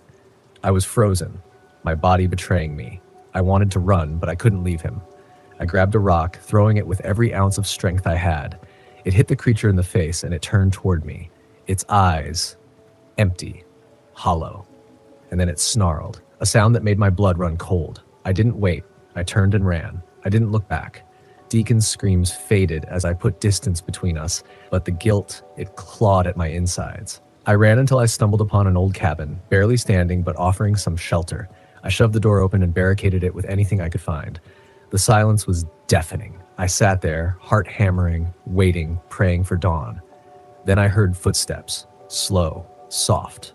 Outside the cabin, my heart slammed against my chest. I grabbed an old axe I found inside. The door creaked open. It was Deacon, or what was left of him. He stumbled inside, blood caking his clothes, his eyes wide with terror. He gasped out, "Cal, it's still out there," before collapsing to the floor. I ran to him, but it was too late. He was gone. I had to get out of there. I couldn't stay. The creature would come for me next. I took a deep breath and slipped into the night. The forest was quiet, unnaturally so. I moved swiftly, silently, my mind numb, focused only on survival. I reached the truck at dawn. I didn't look back. I drove straight to the sheriff's office. I told them everything. They sent out a search party, but they never found Deacon. They never found the creature. I left the town after that, left the memories, tried to forget. But I can't. Not really. There are things in this world that defy explanation, things that are better left undisturbed, and that thing, that creature, it's still out there, somewhere, waiting. I hope I never see it again. My name is Sarah, and I've always been a skeptic. Ghost stories, UFO sightings, haunted houses, these were nothing more than the fodder for gullible minds, not for someone like me. As a freelance journalist, I built my career exposing the truth behind local legends. So when my brother Evan excitedly called asking me to investigate the Brown Mountain Lights, I thought it was the perfect opportunity for a quick, easy piece to debunk another so-called supernatural phenomenon. Evan, of course, believed every word of the folklore surrounding those lights. A self-proclaimed paranormal investigator, he would spend every family holiday pitching me his latest absurd theory. This time, he'd roped in his best friend, Jordan, a tech enthusiast who fancied himself the group's problem solver. Together, the three of us piled into Evan's aging RV, and drove toward Wiseman's View, a remote overlook in North Carolina's Pisgah National Forest, where the infamous lights were most often seen. I was ready to prove them wrong. But nothing could have prepared me for what happened that night. The drive was steep and narrow, the forest pressing in on all sides like a suffocating presence. Our RV rattled with every pothole, and I couldn't shake the unnerving silence that hung in the air. The trees whispered with the wind, their skeletal branches groaning as if the forest itself were alive. In the distance, coyotes howled, low, mournful sounds that crawled beneath my skin. A shiver ran down my spine. "This is it," Evan announced, pulling into a clearing just shy of the overlook. Prime spot for activity. Jordan hopped out first, unloading camera equipment and motion sensors with childlike enthusiasm. "Think we'll see the lights tonight?" he asked, his voice high with excitement. "Of course we will," Evan grinned. "They've been documented for centuries. The Cherokee talked about them, for early settlers claimed they were ghostly lanterns from a battle long ago." I rolled my eyes. "Or they're just swamp gas or refracted light from the valley." "Swamp gas," Evan muttered, shaking his head. "You always have an answer, don't you?" "Because there's always a logical explanation." Evan didn't reply, instead setting up his tripod near the RV while Jordan fiddled with a thermal drone. I grabbed my notebook and recorder, ready to document every step. If I was going to write this story, I needed to cover all angles. The first night was uneventful. The lights didn't appear, but the forest was alive in other ways. Coyotes howled closer than before, their calls distorted as though something was mimicking them.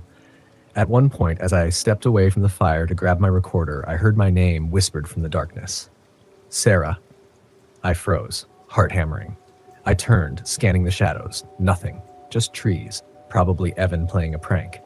But when I asked him about it later, he swore he hadn't heard a thing. The second night, things started to change. We hiked up to the overlook at sunset, setting up our equipment for the perfect view of the valley below. The sky bled a deep red as the sun dipped behind the mountains, and that's when we saw them. Faint, glowing orbs floating just above the ridgeline. At first, they seemed random, flickering like fireflies, but then they began to move in unison, circling us as if they were aware of our presence. "There they are," Evan whispered, his voice trembling with excitement. "Swamp gas," I muttered, though my heart pounded in my chest. I raised my camera, zooming in on the lights. No matter how close I got, their edges remained blurry, like they were made of smoke. "Do swamp gases follow a pattern?" Jordan asked, his tone unusually serious.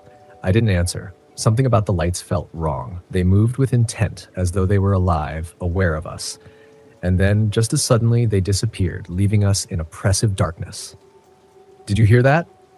Evan said, his voice strained. I listened. A low, guttural growl echoed from somewhere in the woods behind us. My pulse quickened. "Probably a coyote," I said, though I wasn't so sure. "That didn't sound like a coyote," Jordan said, his hand hovering over his flashlight. We packed up quickly, unease creeping over us like a thick fog. Back at the RV, I noticed something that made my stomach turn. Claw marks on one of the tires. Deep, jagged lines that couldn't have come from an animal. Evan dismissed it, but I caught the nervous glance he shared with Jordan. The third night would be our last, whether we found the truth or not. We decided to hike deeper into the woods, hoping to find the source of the lights. Evan was determined to prove they were supernatural, while I was determined to prove the opposite. Jordan, ever the peacemaker, followed silently, his drone buzzing overhead. The forest grew denser, the trees gnarled and ancient, their roots curling like the fingers of long-buried giants. The air grew heavy, charged with something I couldn't name. And then we found it, an abandoned fire pit, the ashes still warm, despite no sign of recent visitors. Around it were strange, jagged carvings in the trees, symbols I didn't recognize. "They look like Appalachian witchcraft," Jordan said, his voice barely a whisper. Evan knelt beside the fire pit, brushing away debris to reveal a rusted iron cross buried beneath the ashes. "This must be tied to the lights," he said. "Maybe a ward against them." I was about to dismiss him when we heard it. Footsteps, slow, deliberate, circling us. The lights appeared again, hovering between the trees, casting long, flickering shadows. And then she emerged, a towering figure made of smoke and shadow, her hollow eyes burning like embers. Her face flickered between forms, a child's innocent gaze, an old woman's sneer, and something inhuman. Sharp angles, jagged teeth. I couldn't move. I couldn't breathe. The witch, she was real. Jordan was the first to snap out of it. He grabbed Evan and me, pulling us toward the trail. "Run!" he shouted. We bolted through the woods, the witch's laughter echoing behind us. The lights followed, darting between the trees like malevolent fireflies, their glow growing harsher, brighter. I tripped, falling hard against a root. Evan stopped to help me, but Jordan kept running. We found him later, his body crumpled near the RV. His eyes were open, staring at the sky, but his face was drained of color, his skin as pale as ash. I knelt beside him, shaking him, screaming his name, but it was no use. He was gone. The drone footage revealed his final moments. The witch had cornered him near the clearing, her form stretching unnaturally as she reached for him. His last words, spoken in a trembling whisper, were burned into my mind. "You are mine now." Evan and I knew we couldn't leave it like that. We returned to the fire pit, armed with the iron cross and whatever courage we had left. The witch was waiting, her form more solid now, her eyes burning brighter than ever. She lunged at us, her shadowy limbs stretching impossibly far, but Evan held her back with the cross. Its iron glowed red-hot in her presence. "Do it!" he shouted. With trembling hands, I drove the cross into the ground, burying it deep in the ashes. The witch let out a blood-curdling scream, her form dissolving into smoke. The lights flickered and faded, leaving the forest eerily silent. We left Brown Mountain that night, Jordan's lifeless body lying in the back of the RV. I never wrote the article. Some truths are too dangerous to share, but sometimes when I close my eyes, I still see her. The witch, waiting in the darkness, her burning eyes promising she isn't done with me yet.